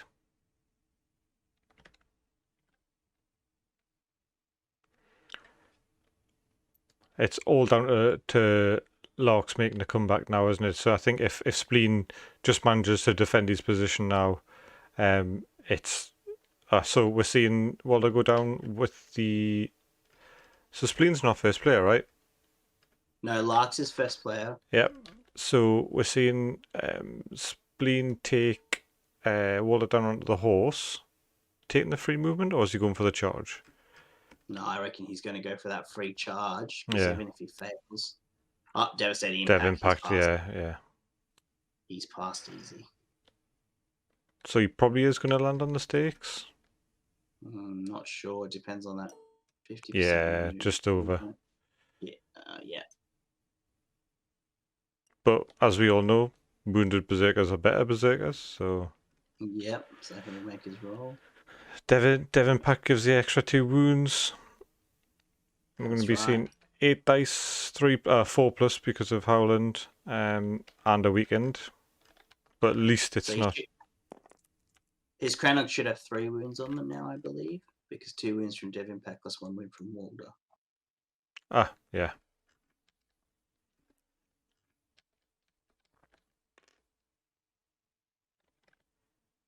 Yes, mate. Spleen's up 6-3. Getting a cheeky free charge off with Rob. So we're good. We've got, I'm sure it's 8 dice, yeah. 8 dice, looking for 4s, re-rolling, but then a weekend. So with 7 hits, that's not a bad start. We'll likely see the weekend come off, yeah. Re-roll those 7. Yikes, yeah, so that's just 2 hits. 2 hits of Sundering. Yeah. And it should be 3 wounds.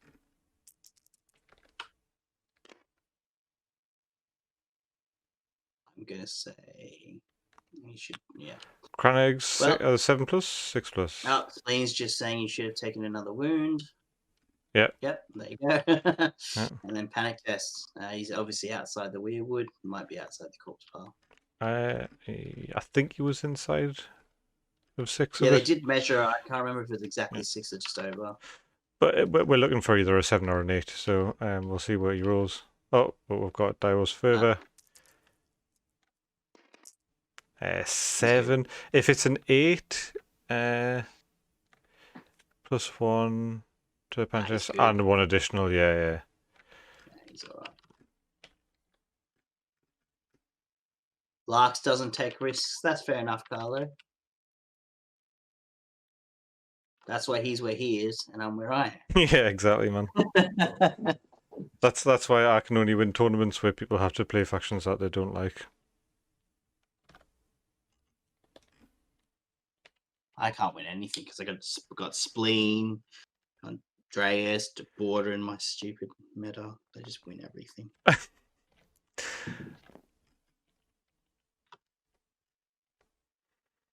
There was a dude, I can't remember his name, but really nice dude who actually taught me a lot about Infinity. But like every Northeast tournament he went to, and he literally just wiped up every. I came second and I came third, but he always came first. So he was like the one to beat, but he always had the meta list as well. He was like the first person on the Toho. Was it the Sahil Commando with the heavy machine gun in the trio and yeah. Yeah, right. Interesting. Yeah, we got a few pretty good guys for Infinity. Hutchie's actually very good at Infinity. I still have to get my worm tongue on and get hollow and make it to play it. I think a lot of people are put off by the initial learning curve because it's a bit of a head pickler for the first couple of games until you understand the structure of an order. But then after that, it's just such a good game, man. I'm actually missing it. I'm waiting for. I got some new luggage coming on my motorbike, then I can start playing in store again, which I'm excited about. Me and Scott have been playing on TTS. It's quite a good TTS scene. Yeah, it's pretty good. Vol's done a good job there. He has. I should play you on TTS. Yeah, definitely, man. Definitely. When I go on to night shifts, I tend to be awake probably when you're in your evening time, so it would work. Sweet. Well, let me know. Yeah, man. I'm always up for a game. Chris, yeah, and the first Builder League was pretty gnarly. Like, I mean, I ended up playing George in it as well, and I did feel like a bit of a fraud because getting Homer as my commander in Free Folk in a draw was, and considering Free Folk was the first faction I ever played, really. Yeah. Pretty good. They're really good now with mammoths. Yeah, I have not played one yet. Yeah, it was fun. No, me neither. But I've heard they're pretty good. I've played dragons. Dragons are pretty good. So signed up for George's second league for next year with some guys. So there's a guy called TTS, who is a French player who I played in that first Builder League. No, it wasn't. It was in. I can't remember which league it was. It was one of the leagues where I played Night's Watch. It was really good. Crown of Trek is just taking a panic test. Varus is all used up. It was used on Walder, so Walder couldn't put a wound. No, but instead he stopped the zone, so he took a wound on his Sworn Sword, so they got back down to 1 rank. Nasty. Panic test going down. Oh no, I don't think that's good. I think that's 3 6 wounds. Yeah, is it 6 for 6 base for the? Yeah, it is. So that's down to a 7. Not good. So they're down to 1 rank. Oh, sorry, was that on the Cranags? Yeah, sorry. I thought it was on that was on the Cranags here. So yeah, down to 1 rank there. But those Zerkers are about to get charged in the flank.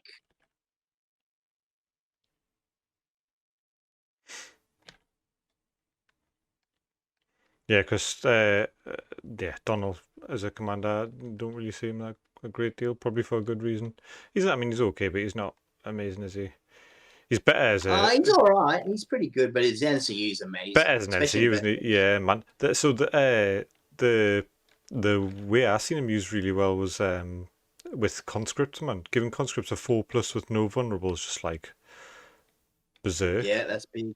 But in Vetch, I like him. Vetch is expensive, but then it's 2+ counterattack and no vulnerable. So you can pretty much just throw all their hits back. Yeah, I like that. That's always a strong one.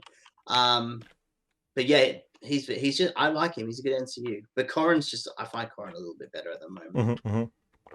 The 1 dice is just good, anyways. But having that ability to just lose, the ability to switch a big unit off, just for 1 turn. I had a clutch. I can't remember which unit it was, but I was able to switch a unit off and then double team it in a round to kill it before they could charge me, which was great. So it looks like we're trying to get away from the charge from the Sworn Shields, but I'm not sure he'll be able to manage it with his movement. Gonna try, though. It would be an ideal situation for him. and that would be even further away from the outriders. That's right.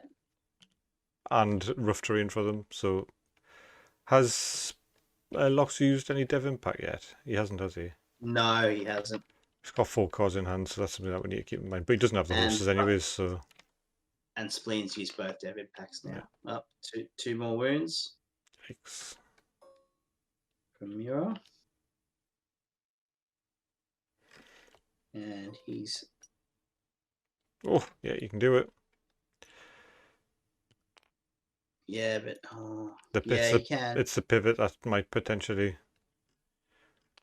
And so if we see a swift advance coming from the Sworn Shields, that would be a big disappointment for him. Although it's forcing a really good card out of his hand, isn't it? So exactly. So I think that's pretty strong because it does mean that unless he uses Swift Advance, he can't get charged. mm-hmm. And if he loses the unit, he's got his wolf to probably take another objective. Yeah. How are the Berserkers weakened again? Is it from the cards? From the letters? It was from the letters last turn. Hmm. Oh no, sorry, it was from a Crannog card last turn because he was in long range of the Crannog unit. Yeah, but he's got it back because he used the weaken in the attack. It would have been letters. Aria on the letters. So I think we're seeing D3 wounds from the that's D3 plus 1.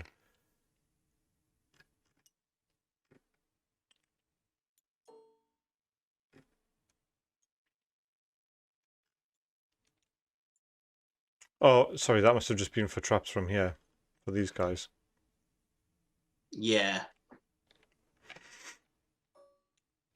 And then the charge into the Berserker's flank, which puts him on a 6+. 6+, 5+ for their morale.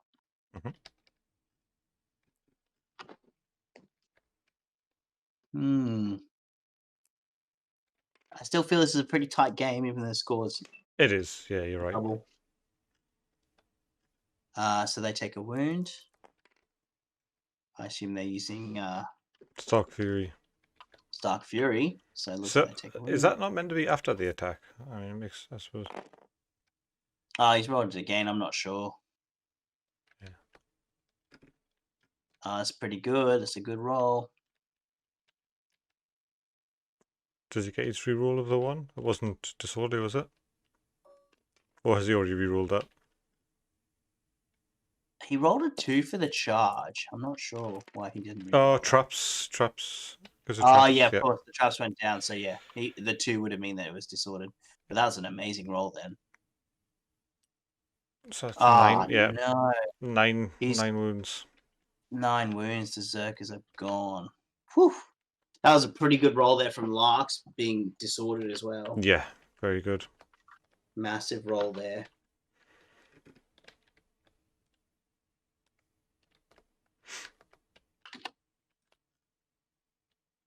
So, corpse pile is a thing here, though. So, it is. So hopefully, Spleen doesn't remember, yeah, because if you can get it close to a wolf, that's going to be 3 points at the end of the turn, as long as those outriders don't do anything annoying. Can Spleen finish off around this? Finish off a unit this round? Do you think? Berserker's dying like that. I'm not sure. That was before their activation as well, wasn't it? Yeah, he's just remembered now. He's just remembered. That was before their activation, yeah. So does interestingly, I'm just wondering, does it have to be wholly within, or is it wholly within? Yeah. Completely within long range, yeah. Completely within long range, yeah. And 1 inch out. That was very unlucky for those Zerkers. Oh well.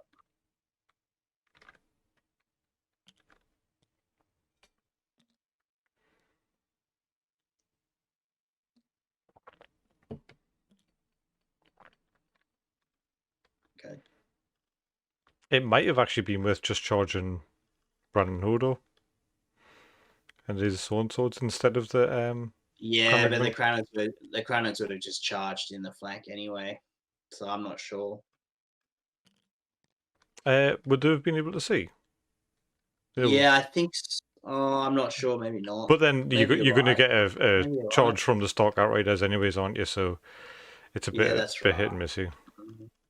I think that it was the right play. Yeah. Just I don't think he expected to lose the whole yeah. unit in one charge from the That Swans. weekend and only doing the 2 wounds really messed them over as well, didn't it? Yeah, totally did.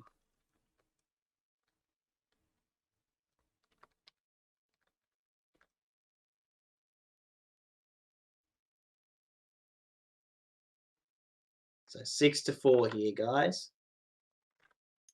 And You're right, it's definitely closer than it looks. currently looking like Larks is very much in the lead in terms of what he's got left to what Spleen has left. So Spleen has to get points now quickly Mm-hmm. and try and end the game, I feel. Whereas Larks can bully a lot now with 4 combat units to his 3.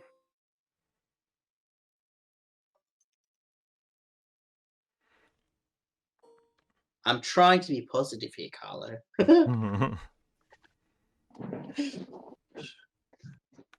Tantalizing. Keep people watching. Did Spleen use both these Swift Advance? Yes, I believe No, he's only used one. He's both devastating impact, 1 swift advance. So if he's got a Swift Advance in hand, he's got a chance at taking a bow shot at these Sworn Swords. Maybe. If he... What's that? Bog Devil Ambush coming down. This is the second one. This is... Oh, God. 3 wounds, so 5 more hits for the dog. And this is for on the dog as well. Yeah. Mm-hmm. Oh, nah, he didn't. Double 1. Yeah. Dog's dead.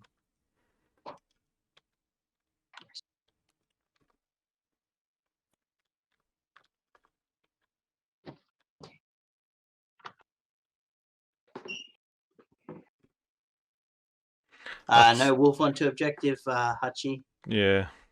Dog's just died of Bog Devil Ambush.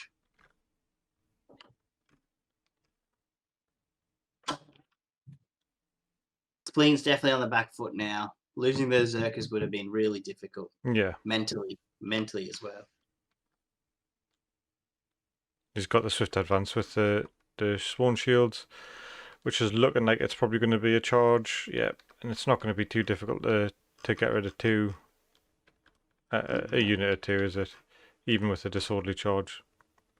But Brandon Hodor -2 attack dice as well, though. So it'll be rolling maybe 5 dice. 5 dice, 3+. It's not disorderly. Well, I mean, it depends on whether he's going to use the order, isn't he? Yeah, he'll use Brandon Hodor for sure. He has to. What else is he going to do with it? He's going to lose the unit otherwise.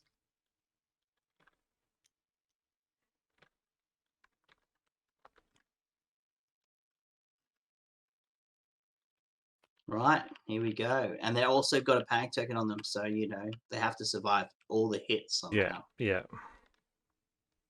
Northern Ferocity, so they got Sundering. And he's now vulnerable. Vulnerable as well. Yikes, that's a good hit. He didn't use the order? He mustn't have used the order, no?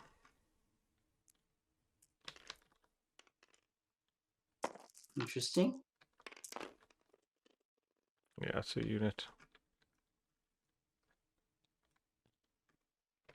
6 or...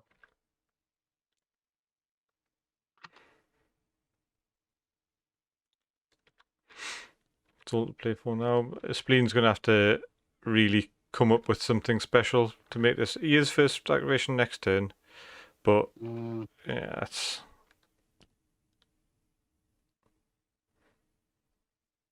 It'll be 7 all unless those outriders can get onto an objective. So if this unit of Sworn Shields moves forward, they can pick up the second objective, drop the first, or can you not do that? And if so, then you'll be able to just add move the Outriders onto. I don't think he can. Oh no, he can do that. If he gets off that corpse pile, he drops it, so he can do that. Yeah, he'd have to get wholly off it though, I think. I don't think you can do that because they're down to 3 movement, right? Yeah, so he probably can't. But like, you can do it in terms of the game mode. Yeah. But I don't think he's going to be able to. I guess his best bet's to put those Outriders onto an objective now. Just take the other objective. Yeah, and just stick it as far over to one side as possible. And I guess if I'm Spleen now, I really want to wipe those Cranogs out and those Sworn Swords out as quickly as possible. So he's measuring the objective token, but he needs to be on the corpse pile as well to hold Yeah, it. that's right. That's correct. That's right, Carlo. He has to. I think he has to wipe both those units on his left-hand side out somehow.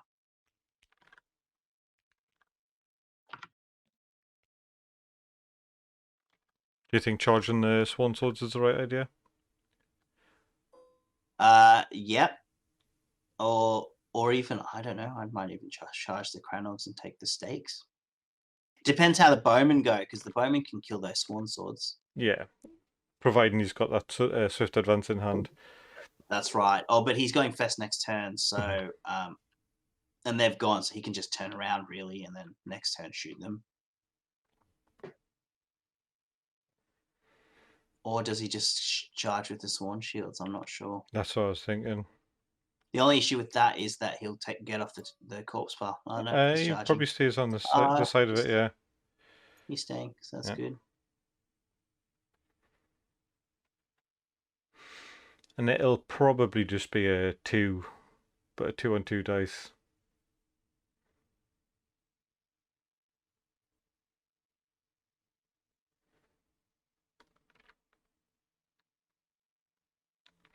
Yeah, that North remembers, that could have the 1 VP difference that could have. But there's that's what was said though. It's impossible to guess what's in hand, isn't it? It's really difficult to know. That's right. But I still don't understand why he did that at that point in the game. I guess I'm still a bit baffled why you pick those Sworn Swords to do that with. But yeah. Anyway, it's happened now. Yeah. So what do you think? He needs a 2-on-2 dice. Good chances, right? Yeah, he's got a good chance. I think he can do it.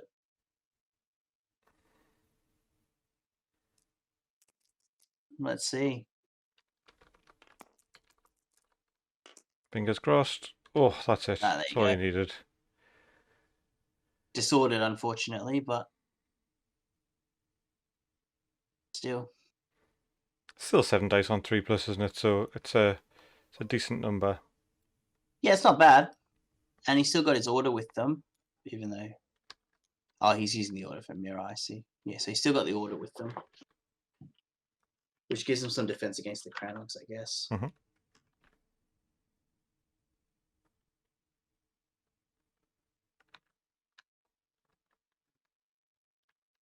7 dice, 3+. Nope, 5 dice for some reason. Brandon Hodor has been used, so 5 dice. Oh, well, that's what you wanted. Yeah, that's what you wanted. So 5 hits on those Sworn Swords, and Hodor has been used. 3 wounds. 3 wounds is not bad, and then a panic test at flats. It's a pass. Pass. Lark should be rolling on the tray. But at least we see the skin changing's gone now. That's right. So I mean, that's good. I mean, all Larks has to do now though is put those Outriders on, and just pretty much wait it out. But we'll see what happens. Yep. So at the end of this turn, like hypothetical situation, Spleen has got that swift advance in hand. He manages to get a shot in at those Sworn Swords, gets them to kills them, so they'll still be evens at 8-8, right? And then he's got first activation. If he can kill a unit and hold an objective, he can win. He can win, yeah. Yeah, he'll win by 1. Because look, I reckon Larks will probably not play aggressive and put those outriders on that second objective on Larks. So this is what Colin was saying. He doesn't take risks. All right, threat unseen. Oh, panic test minus 1 plus, and they're panicked. So it's -3 and so -4. Oh, get him to reroll that D3. Yeah, he wants a 3. He wants a 3. Oh, close. Close, but no cigar. Still, that's good. It's very good. I mean, he wanted the unit dead, but still.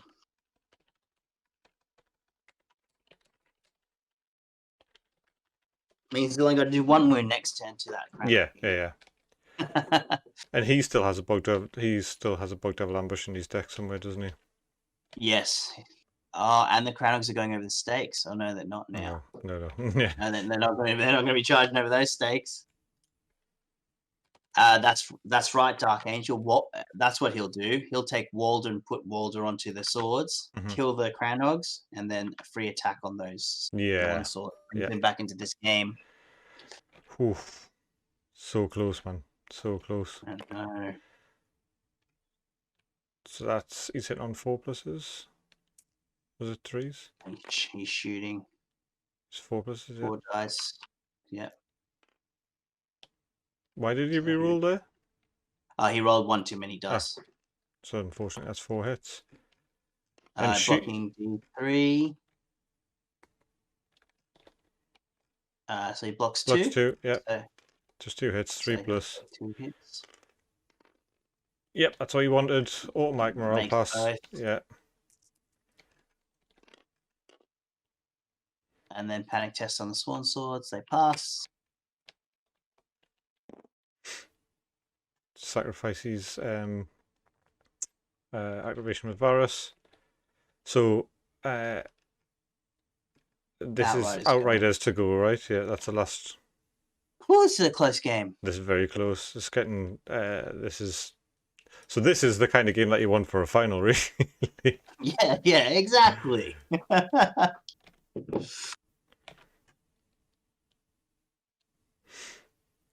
So he could make a shot there. Oh, so he mustn't have the swift advance. Has he got it? He's got his hand over a card. I'm not sure. Spleen's looking at his card. Is it? Not sure.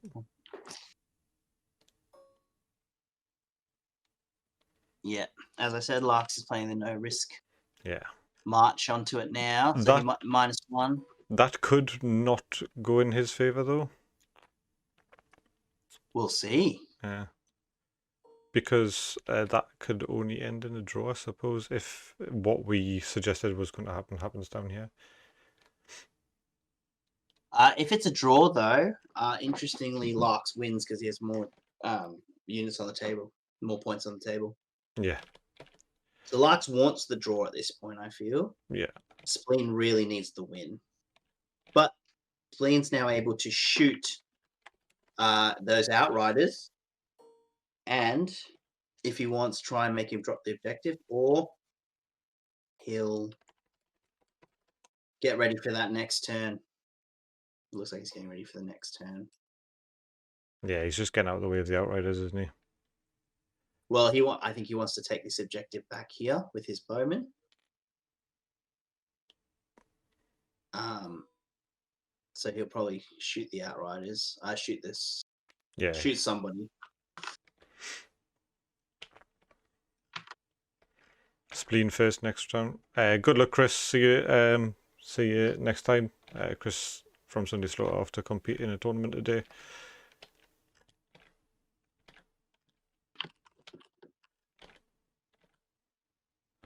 So Spleen has 7 and Larks has 8.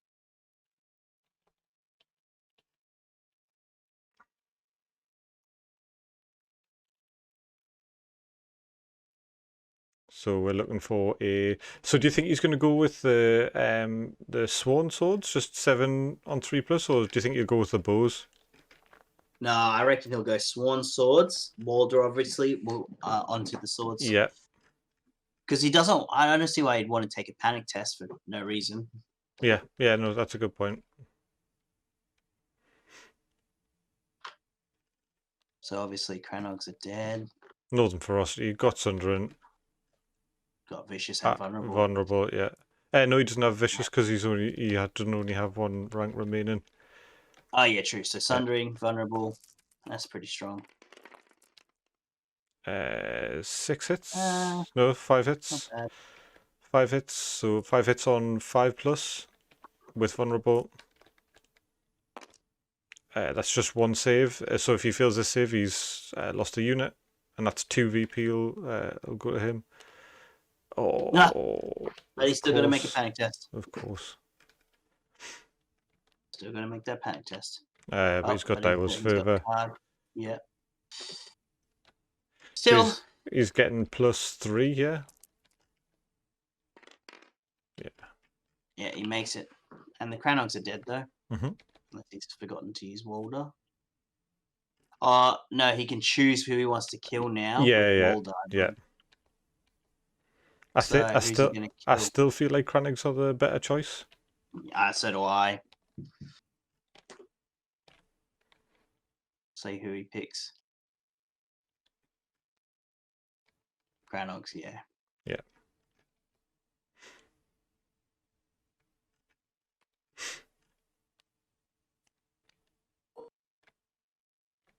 Put 3 wounds back in here. And then he's probably going to take the bag. Yeah. Or do you think you might try and retreat? Take the horses and retreat? I don't know. I think he probably will take the bag. Yeah, I don't know. I would take the bag. I don't know if I'd retreat. Because then you let the Tully Shield charge if you roll bad. Mm-hmm. And Larks doesn't take risks.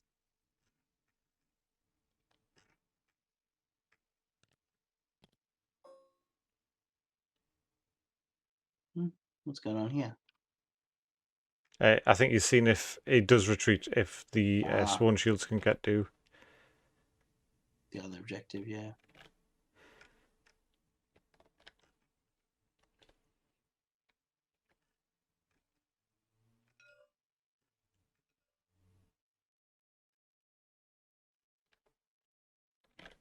Sorry, I've just realised I'm keep on zooming in the camera, but it's just because I'm actually quite excited to see what happens. I'm really bad. No camera discipline. No, I've got none.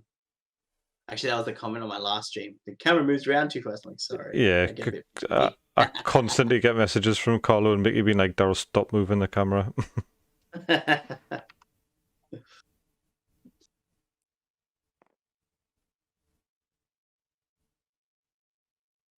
What are we going to see happen here for Larks? Obviously, I don't feel Larks is going to do anything with those 2 units and objectives now.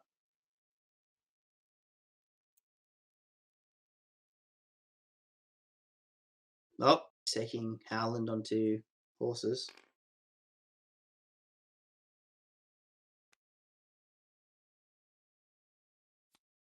And putting him on the bows makes sense. And retreating. So this is pretty big for him. The fact that he rolled a 6. Yeah. He rolled a 6. That's massive. So because he can't lose that unit now. Oh well, it's going to be difficult for him to lose a unit. He can lose it off the panic. Panic, yeah. So, I mean, it's a big ask, isn't it? It's a 7. You want a 7 and Have both Bog Devils gone down now? No, you're right. Only one. Yeah. I think he's only played 1, and we've still got crowns. But the problem is, if he doesn't die to crowns, then we've got no Varus left. That's right. That's right. But if he doesn't take crowns now, it'll get blocked. Yeah. So I'm not sure. I reckon I'd take the risk here. Oh. Nope. Nope, he's not taking it. Taking the He's two cards. He's looking for something, isn't he? He's looking for something in hand. Yeah, probably Bog Devil Ambush. Yeah. But a problem. Yeah. I'm gonna put a vulnerable token down now, I reckon. Whoa, panicked. Panicked? He's trying to get him to drop. Maybe, but then or he's trying to bait. Or he's trying to bait into taking the crowns. I don't know why I'd do that though. Mm-hmm.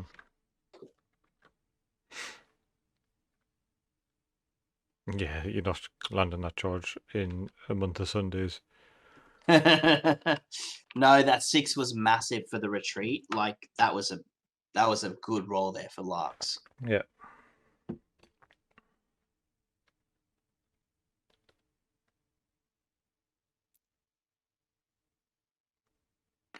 Yeah. Takes the bags.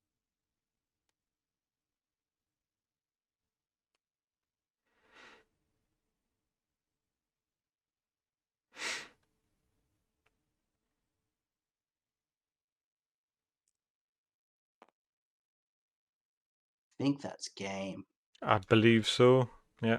It'll be 10-all at the end of this round now.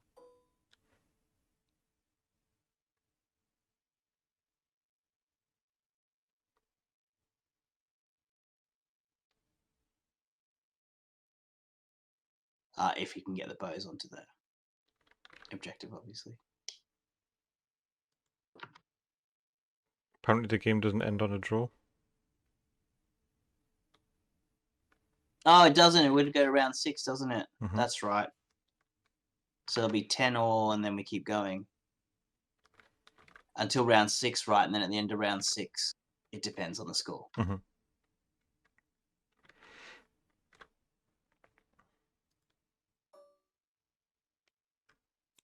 I always get confused because they changed the rules about the draws like 3 times, I swear, since like 1.1. Mm-hmm.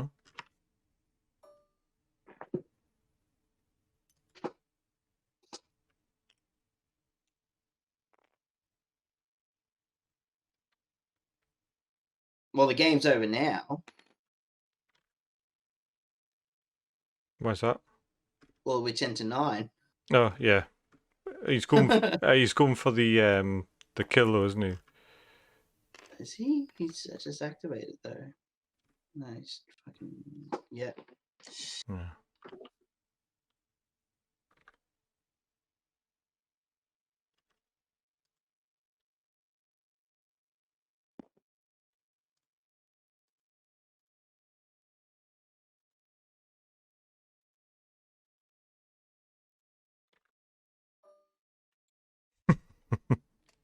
Yeah. See, this is what I mean. By moving there, Yeah. it's now Spleen can get 1, Larks gets 2, so it's 10-9.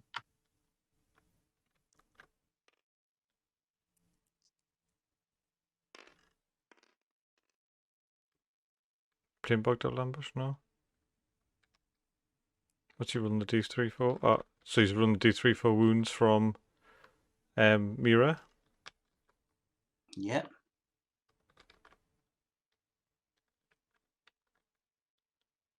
Spleen's clued in. I don't know what he's doing there. Yeah, but you can't Bog Devil Ambush and use an order at the same time, right? Because they both have the same trigger.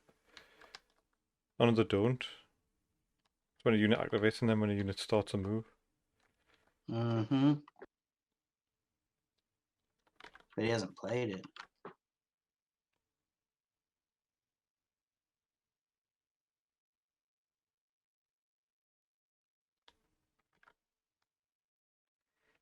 Yeah, I think they called the game. Yeah, I think the game's been called.